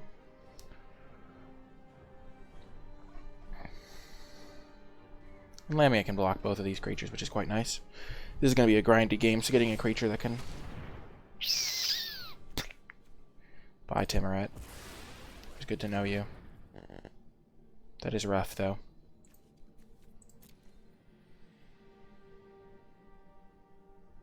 This guy can just block so much better, though. Ouch. Well, we're definitely going to bring back... Ooh, that was a good draw. The Charger, because... And we'll get rid of Mire's Grasp, Infuriate, Manticore, because those are the three we're least likely to bring back. And then we'll get our anger management going.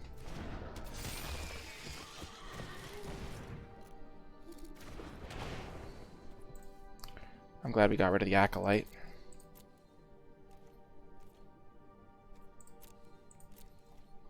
Next turn we can equip, play Tectonic Giant, and then Tectonic Giant can have some nice attacks enabled too.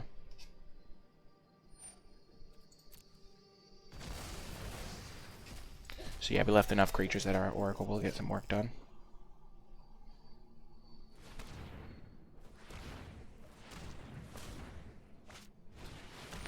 Now that's a bummer.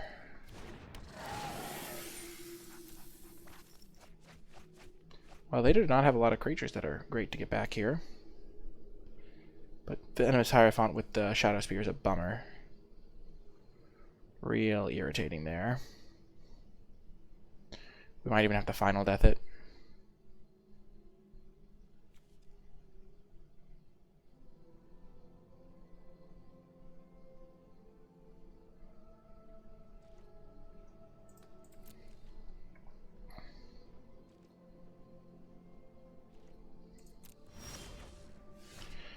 Okay, another Charger is not the worst, so I think we just equip. Make this guy flying.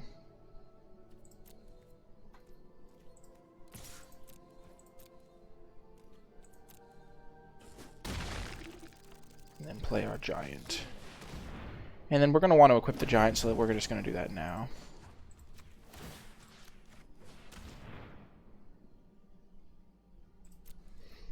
So we'll probably trade Hierophant for the Gravebreaker. If they equip it. They might get back Scavenging Harpy. Soul Reaper would be okay, maybe. If they get back Grove Dancer, yeah. Definitely glad we got rid of that Acolyte, though.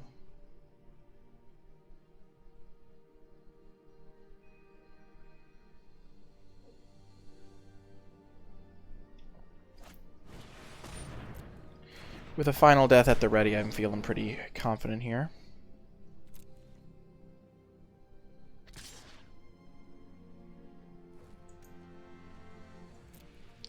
So what could they have here?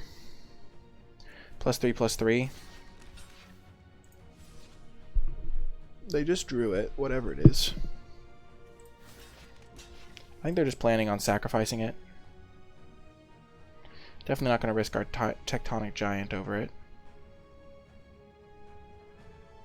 Yeah. I feel like they just wanted to get rid of it, get those cards flowing.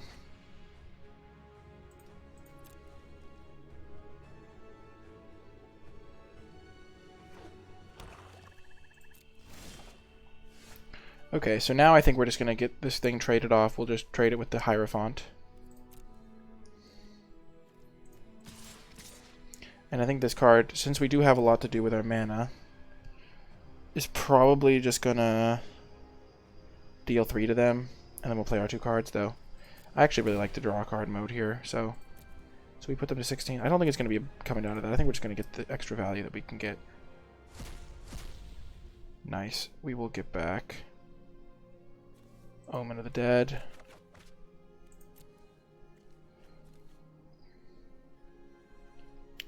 End of your next turn, so I can wait a little bit on that. We're going to start with the Mire Triton in case we find something we want to get back with our Omen. Whoa, some nice options there. Let's still just play the Underworld Charger, though. And then we can get back probably Lampad because it gives the most pressure. And it makes it so they can't like use this as a good blocking tool. If they do kill this with something that's not a final death, then we can get that back with Omen. Which is part of why we didn't want to use the Omen yet.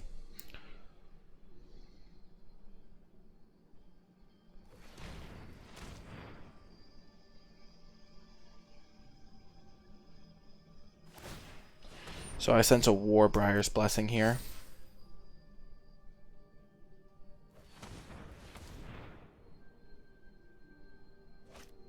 Yep.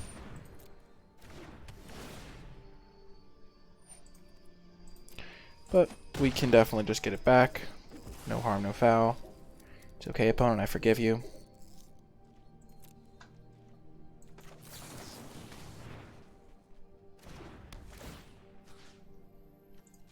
Definitely going to get the Tectonic Giant. It's a good little value engine, hard to get rid of.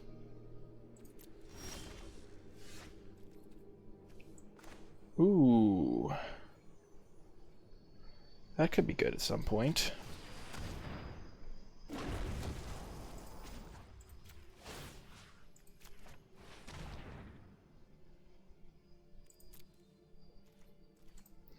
We're going to keep our Death Toucher back to mess with the Hierophant.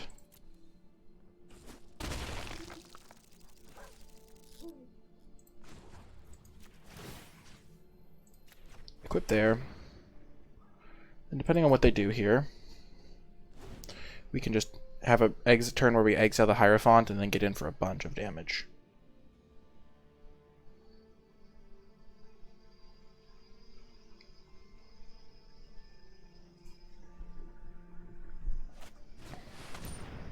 One, two, three, four, so they can kill my Lamia or my Tectonic Giant. Yep, bummer.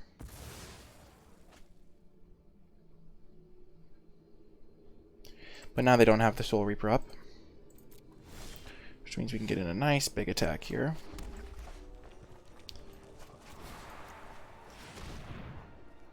Because they don't have the threat of life gain. So I want to keep this guy because they can't really block this one very well. They can double block this one. Let's equip the Lamia.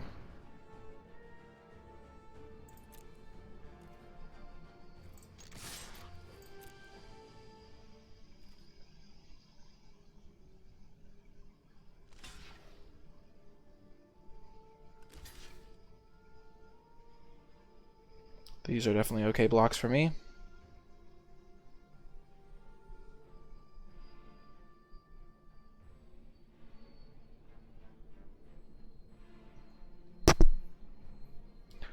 And they would go to 1. They could gain back a potential 3.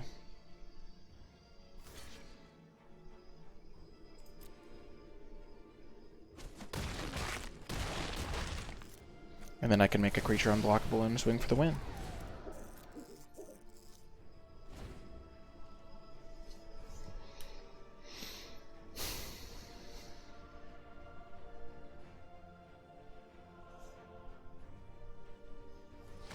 And both my creatures survive, like Mogis, Soul Reaper of Mogis fighting them. And I can even make them sack the Soul Reaper with my Farrakhan's Libation because it's an enchantment creature, so it's pretty vulnerable.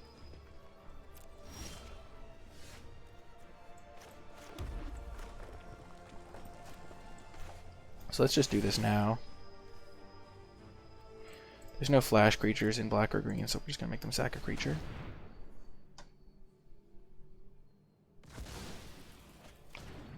They don't even sack it to itself.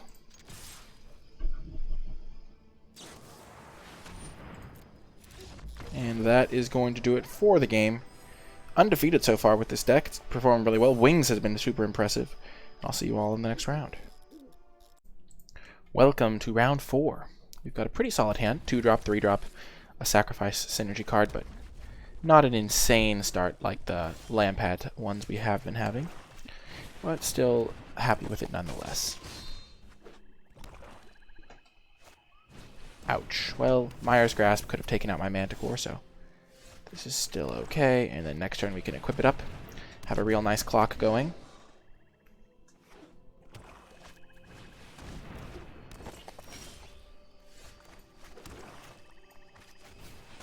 I like just getting it out there now, so that we can start hitting them for 4 every turn. So this is a 5-turn clock. And this is only 2 power a lot of the time. Well, that's a bummer. Got me, I guess. Hyrosis Blessing is kind of a nightmare in a lot of spots. But if we draw a land, we can play our Scophos. No land.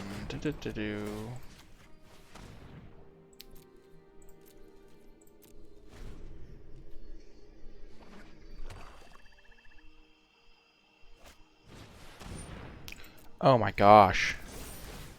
This game is over. We just need to draw 1 land and the game ends. Thank you, deck. Much obliged. Not going to let them get a final flare up to sacrifice any other things for value. Unfortunately, Impending Doom doesn't trigger when it gets exiled, but we still, like, got rid of a massive threat. Got a nice 2-for-1 there.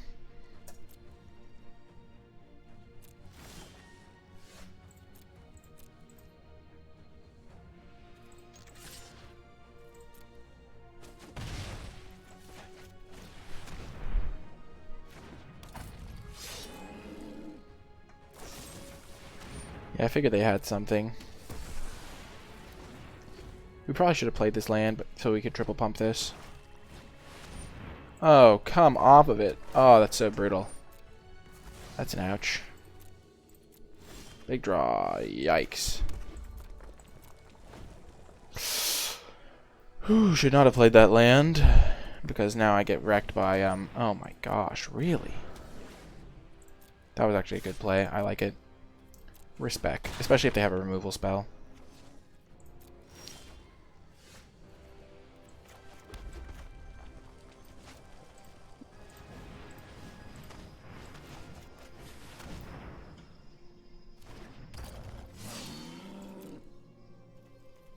I think they probably have something. No?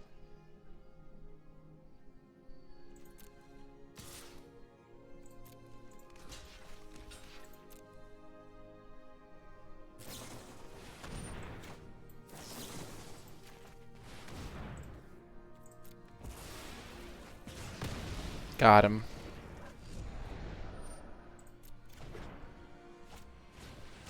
Ah! Top deck battle. That was not the top deck we wanted. These are not the droids you're looking for.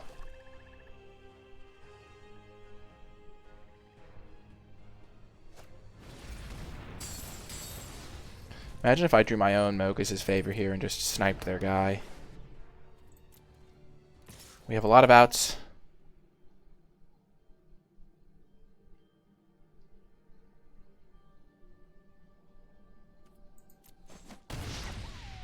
But I guess they could just sack the Mogis' favor and it would do nothing.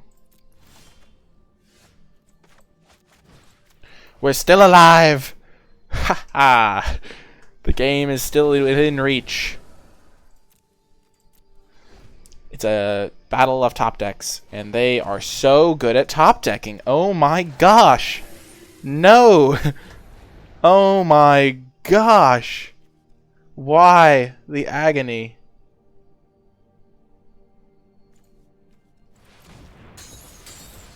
Oh my goodness.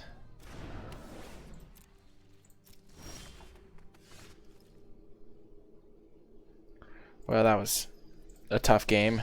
Felt like we were just, yeah, didn't have any resources there. Wings definitely did not perform, but can't always get the W with those. I'll see you in the next round. Welcome to round 5. 3-1 now, but a great opening. 2-drop into Elspeth's Nightmare could potentially be all that is needed to win this game. Even though Careless Celebrant is not the ideal 2-drop, it's still worth playing on turn 2 a lot of the time.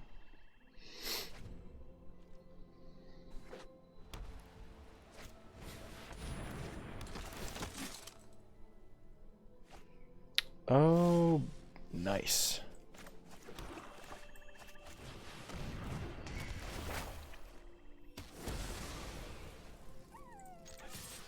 If they want to Dreadful Apathy it, they get to Dreadful Apathy it, but like, it's not the greatest use of it, and we'll get to nab it otherwise.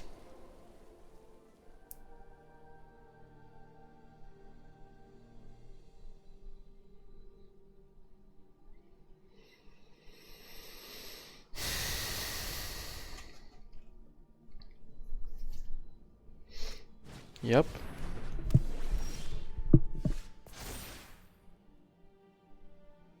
Well, Flicker of Fate will give them a second chance at using their Dreadful Apathy. They do have a Daxos, but I can get rid of the Daxos and invalidate the... I think we gotta take the Flicker of Fate. It's just gonna rebuy Warbriar, or we rebuy Flicker. I mean, or rebuy the Dreadful Apathy. We could, like, Mire's Grasp our own Celebrant to get rid of the Apathy, but to kill Daxos... How are we beating Typhon? It's gonna be hard.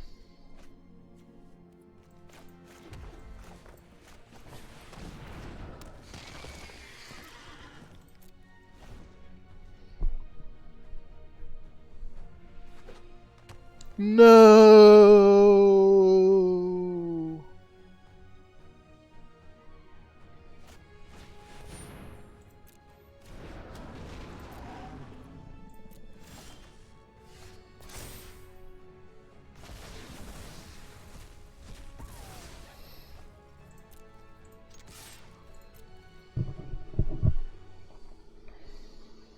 There's no way they block.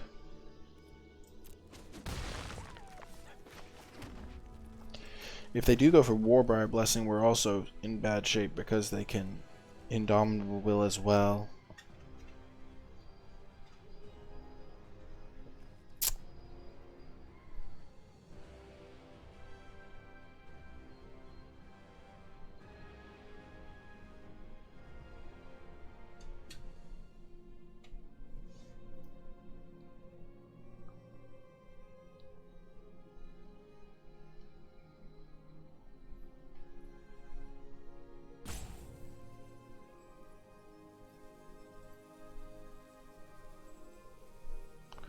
I feel like we could have Mire's grasped it just to make it a 1-1.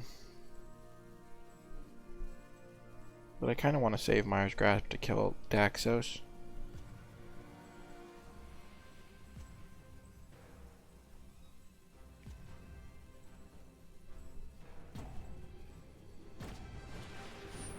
Wow! They did it in the wrong order, maybe. Ooh, that was a good one. That was a good one.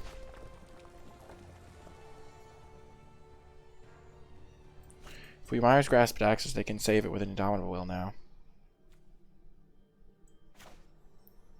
If we play Tectonic Giant, they go for the fight. We Tectonic Giant our guy up. He becomes big. And then Indomitable Will still doesn't kill him.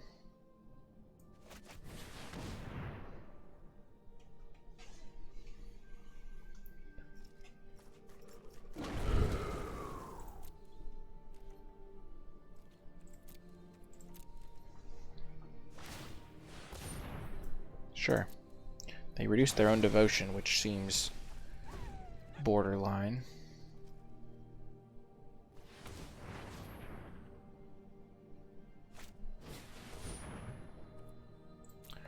Bummer. Oh, sad day.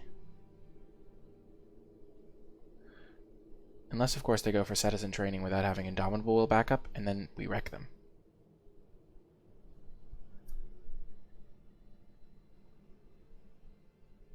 It only gets beaten by Infuriate. Oh no, they were too clever. Clever, clever opponent. Clever, clever.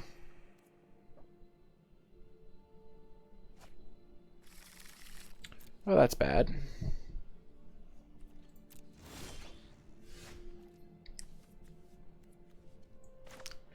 I think we start by shrinking this thing to a 2-1.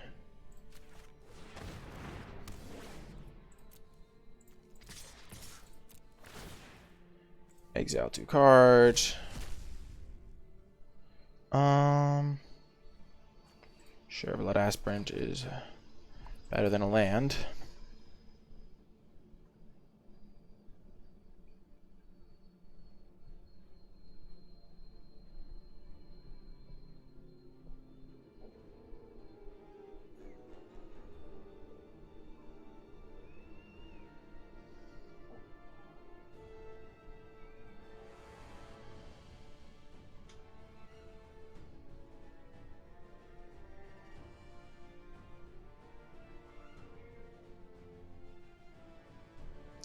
I wonder how they block. Oh, they don't block at all.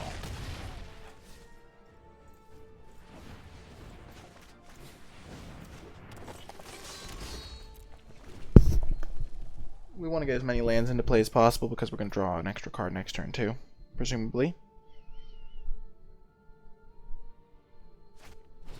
Laguna Band Storyteller. Okay, okay. I'm picking up what you're putting down, opponent.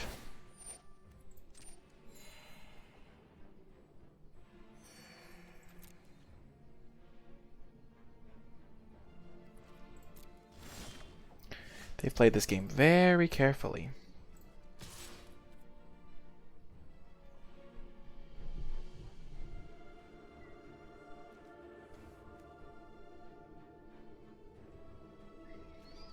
We can hold full control here and then sack Underworld Charger to kill this.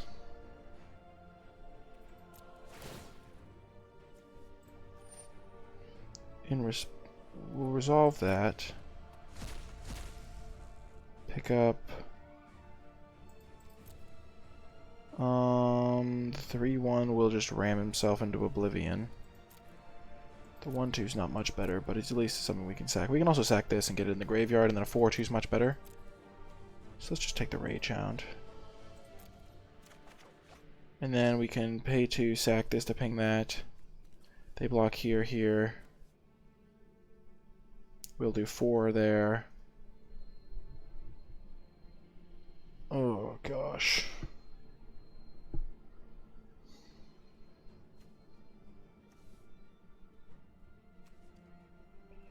I really want to get the Scophos into play. So if I go to blockers, then they're going to just block there, there, there.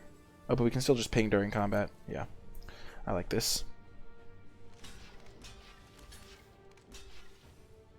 So now they've got 2, 5, 6, 7, 8 power in front of him.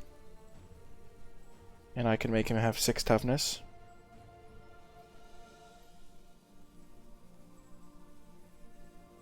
I think I'm just going to ping the Typhon.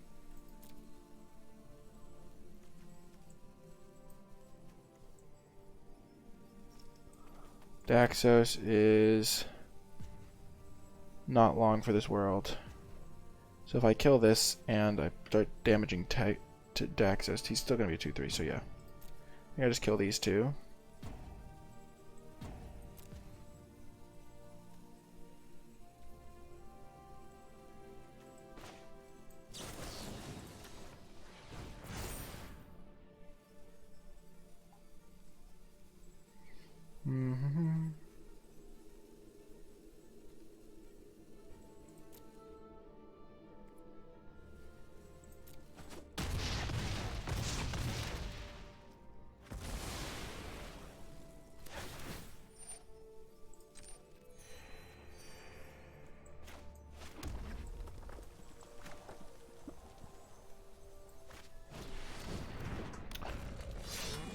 I think we hold up a sacrifice.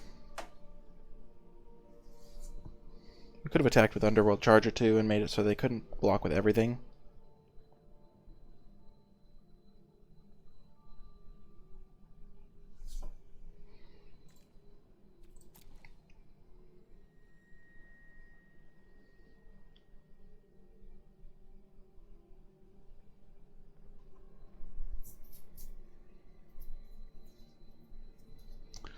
Not liking my position here. Though a lot of their cards do rely on having creatures in play, and I kind of have big creatures.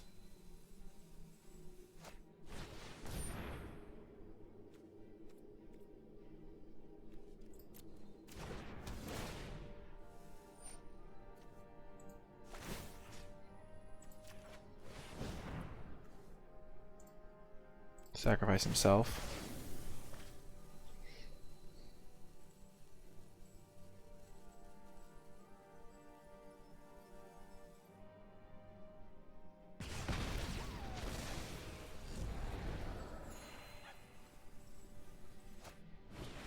Probably should have killed Daxos instead of the Lagona.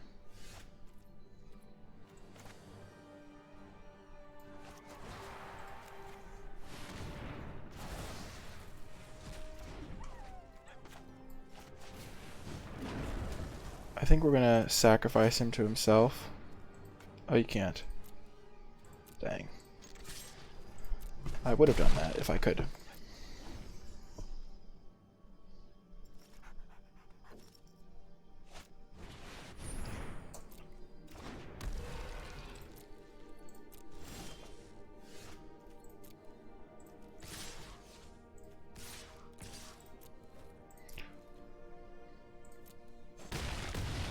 So I have 3 cards. Oh, I have a lot of cards in my graveyard. So if I could sack this to make him a 4/2, but I think I'm gonna sack this so it's lethal next turn.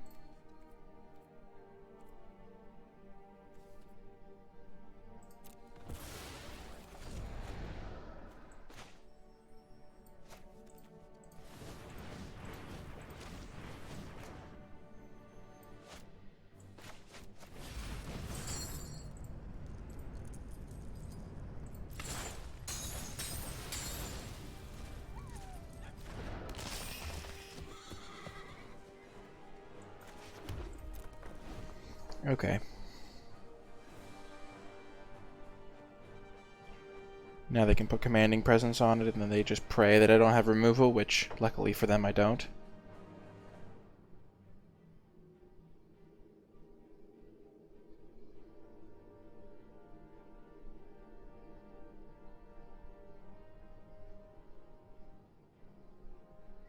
Oh, we were so close this game. If they had whiffed on it... Oh, they have Banishing Light. Interesting.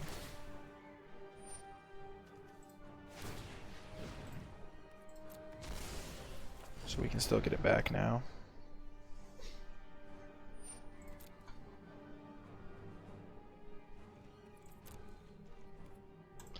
Let's see what we draw. Oh, Wings of Hubris.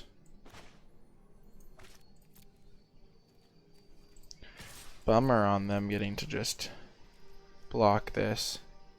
Use their Indomitable Will. Real bummer. Oh, if we could only have gotten one more hit in.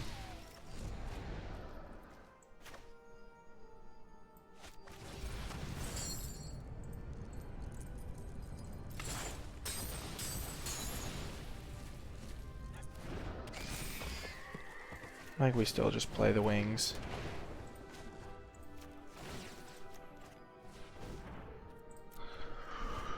Oh, Commanding Presence. Commanding Presence, Commanding Presence. So sad.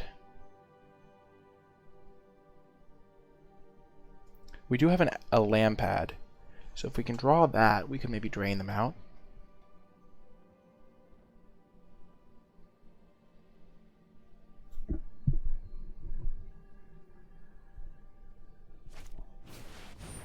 Sure. Luckily, they can't hit us.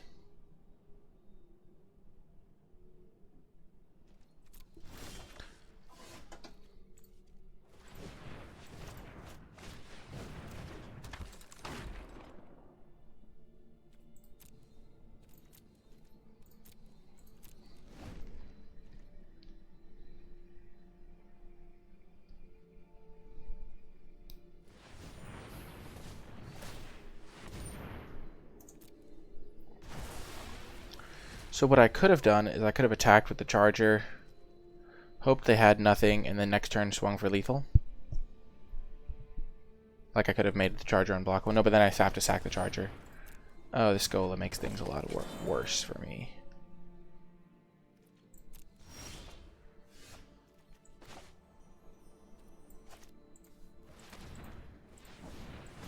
Opponent is under slight pressure to act. Like, if they hadn't had a creature there, we could have attacked all. Lost a guy to this, and then... Oh, that's gonna do it. Oh, that's gonna do it so much. That's brutal. I feel like they top-decked these things, but I have really no knowledge of it. I just know that we drew 9 lands and they drew 5, so... kind of a difference maker there.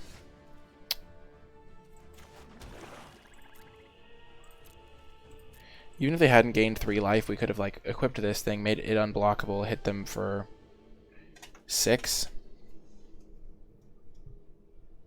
Like there is some pressure here. If they hadn't gained 3 life, because that 3 life is definitely relevant.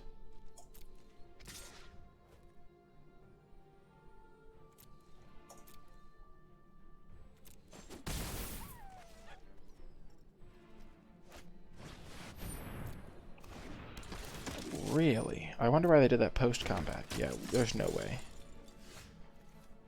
Oh, the shame. We can't kill the Daybreak because of the Indomitable Will.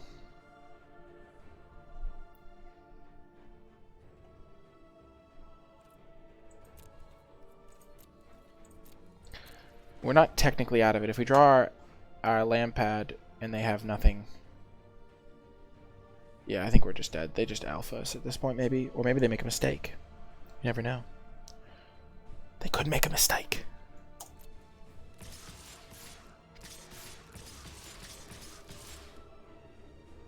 Two, 3, 6, 13.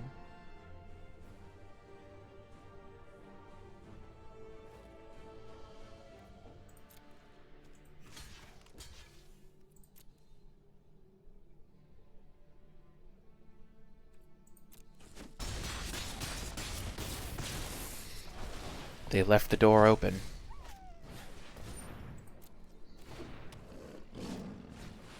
Never mind. Yep, concession. Oh, so sad. Sad day. Oh well, see you in the next round. Okie doke. On the play, we have a sketchy hand, some of our more expensive cards. There's a 2-drop and Mogis' favor for early interaction, so I think it's worth keeping.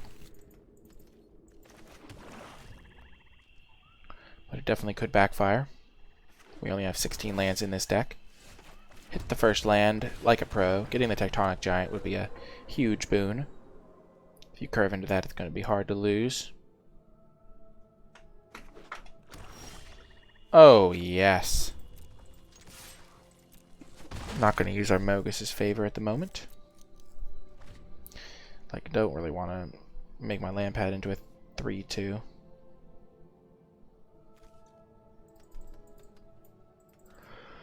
Huh.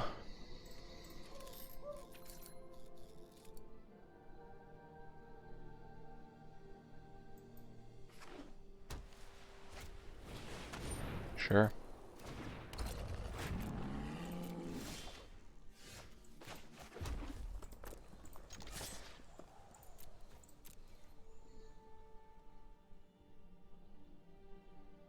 Yep, got that damage. Gonna play the Tectonic Giant before they can final death it. They could get it with a what's the card called? Shoot. Oh.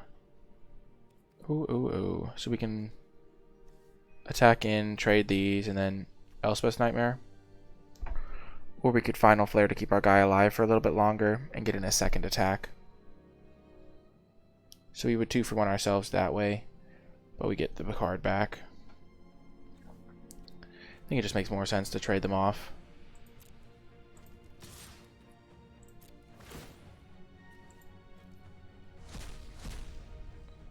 Mire's Grasp.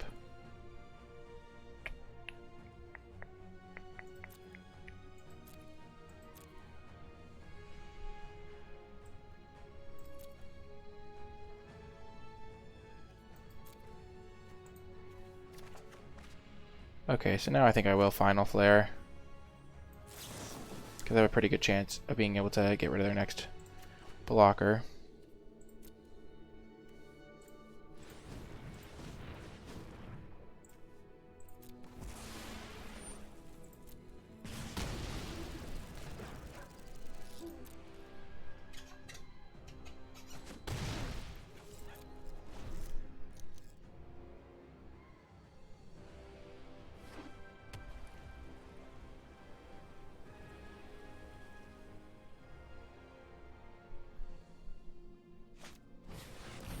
Sure. Mogis' favor and Scophos are gone.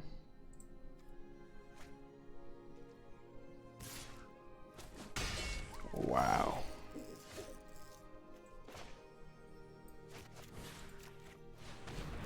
Use it or lose it. Should not have played the land there in case I flipped 2 lands here. Ooh, wings, nice. Just gonna get that nice and equipped up. Gonna be hard, even harder to block it now.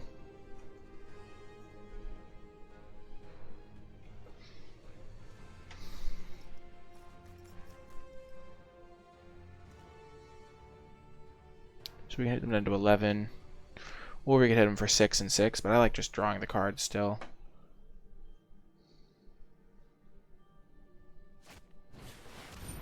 Gray Merchant. Nice, we can kill that with an Elspeth's Nightmare. Yeah, the card draw is just too good.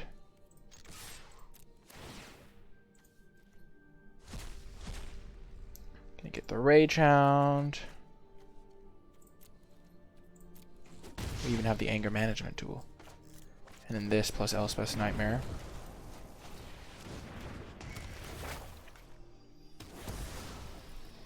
And then our Farrakha's Libation is really good. Ooh. What can they get back? Ooh, Aspect.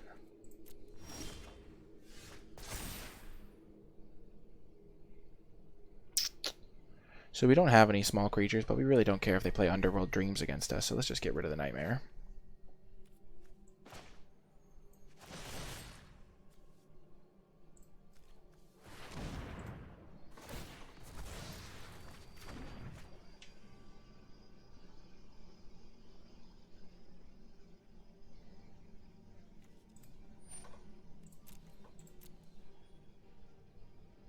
Sure. So now they are at 13. I can hit them down from 10 to 7. I think we're just going to do the damage this time. Because I know their hand. And I have them dead on board next turn. And they only have 1 draw step. Okay, I can just put Mogis' favor on this guy. Yup. Nice try, opponent. GG.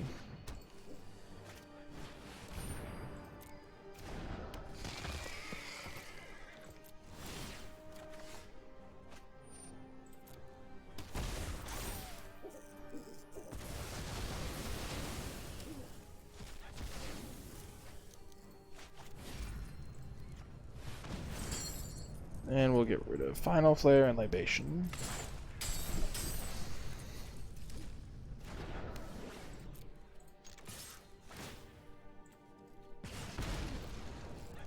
Boom. Got the win. Tectonic Giant carried us to victory. Feels good, and I'll see you in the next round. Back to our winning ways. Welcome to round 7, I think. We've got a good hand. We've got our classic Tectonic Giant Wings of Hubris combo all set up. Oh no. Ain't that terrifying.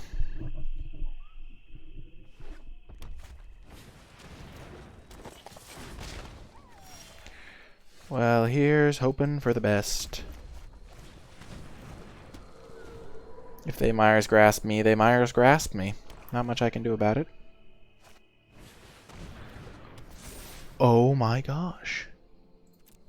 Okay, how can I facilitate this?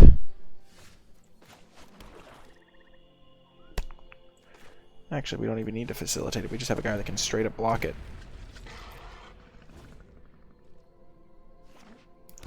Don't kill my Dreamstalker. Oh gosh, that's so sad. So sad.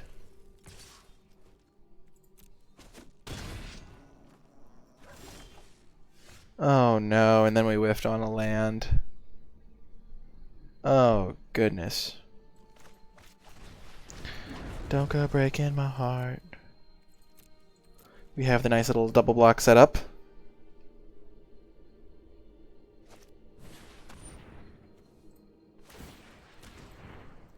Life gain! Too good.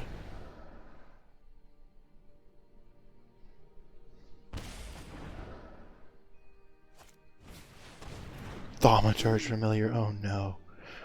The Thaumaturge.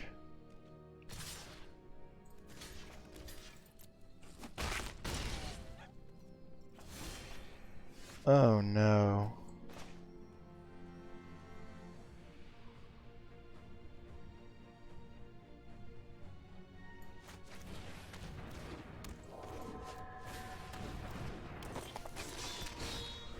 Missing land drops in the year 2020. So sad.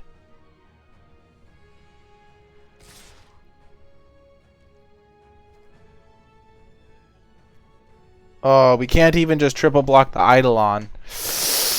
Oh, sad day.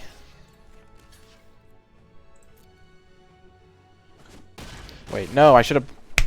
Oh, the fail. I should have blocked the 2-3. I would still be at 5 then.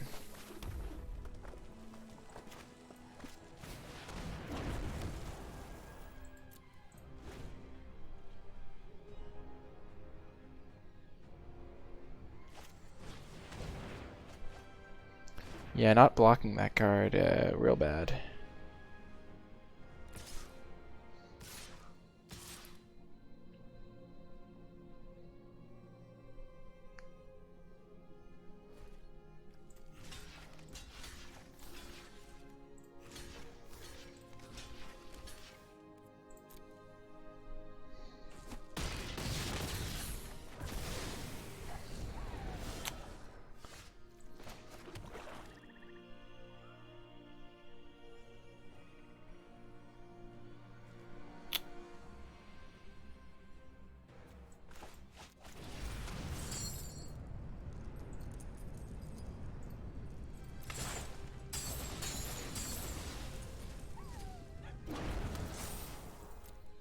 If I was at slightly higher life total, this would go better for me.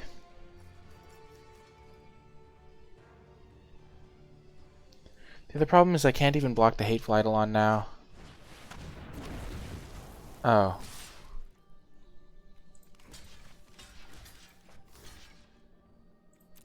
Sad day. The ouch. If I was at 2 more points of life, it wouldn't have mattered because they would have then... This guy would have died, they would have pinged my Tectonic Giant, and I was still going to lose. Wow. Well, we had a pretty solid deck.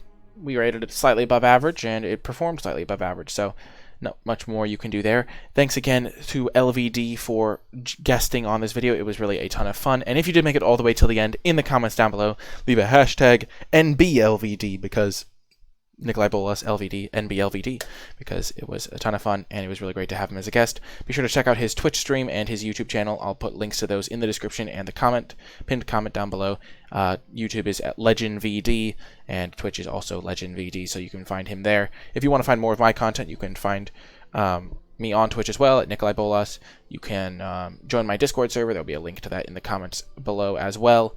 And yeah, if you have any questions, as always, remember to leave those in the comment section. Hit that thumbs up button, subscribe so you don't miss any future content. That is going to do it for this video, though. I hope you enjoyed it, and I'll talk to you next time.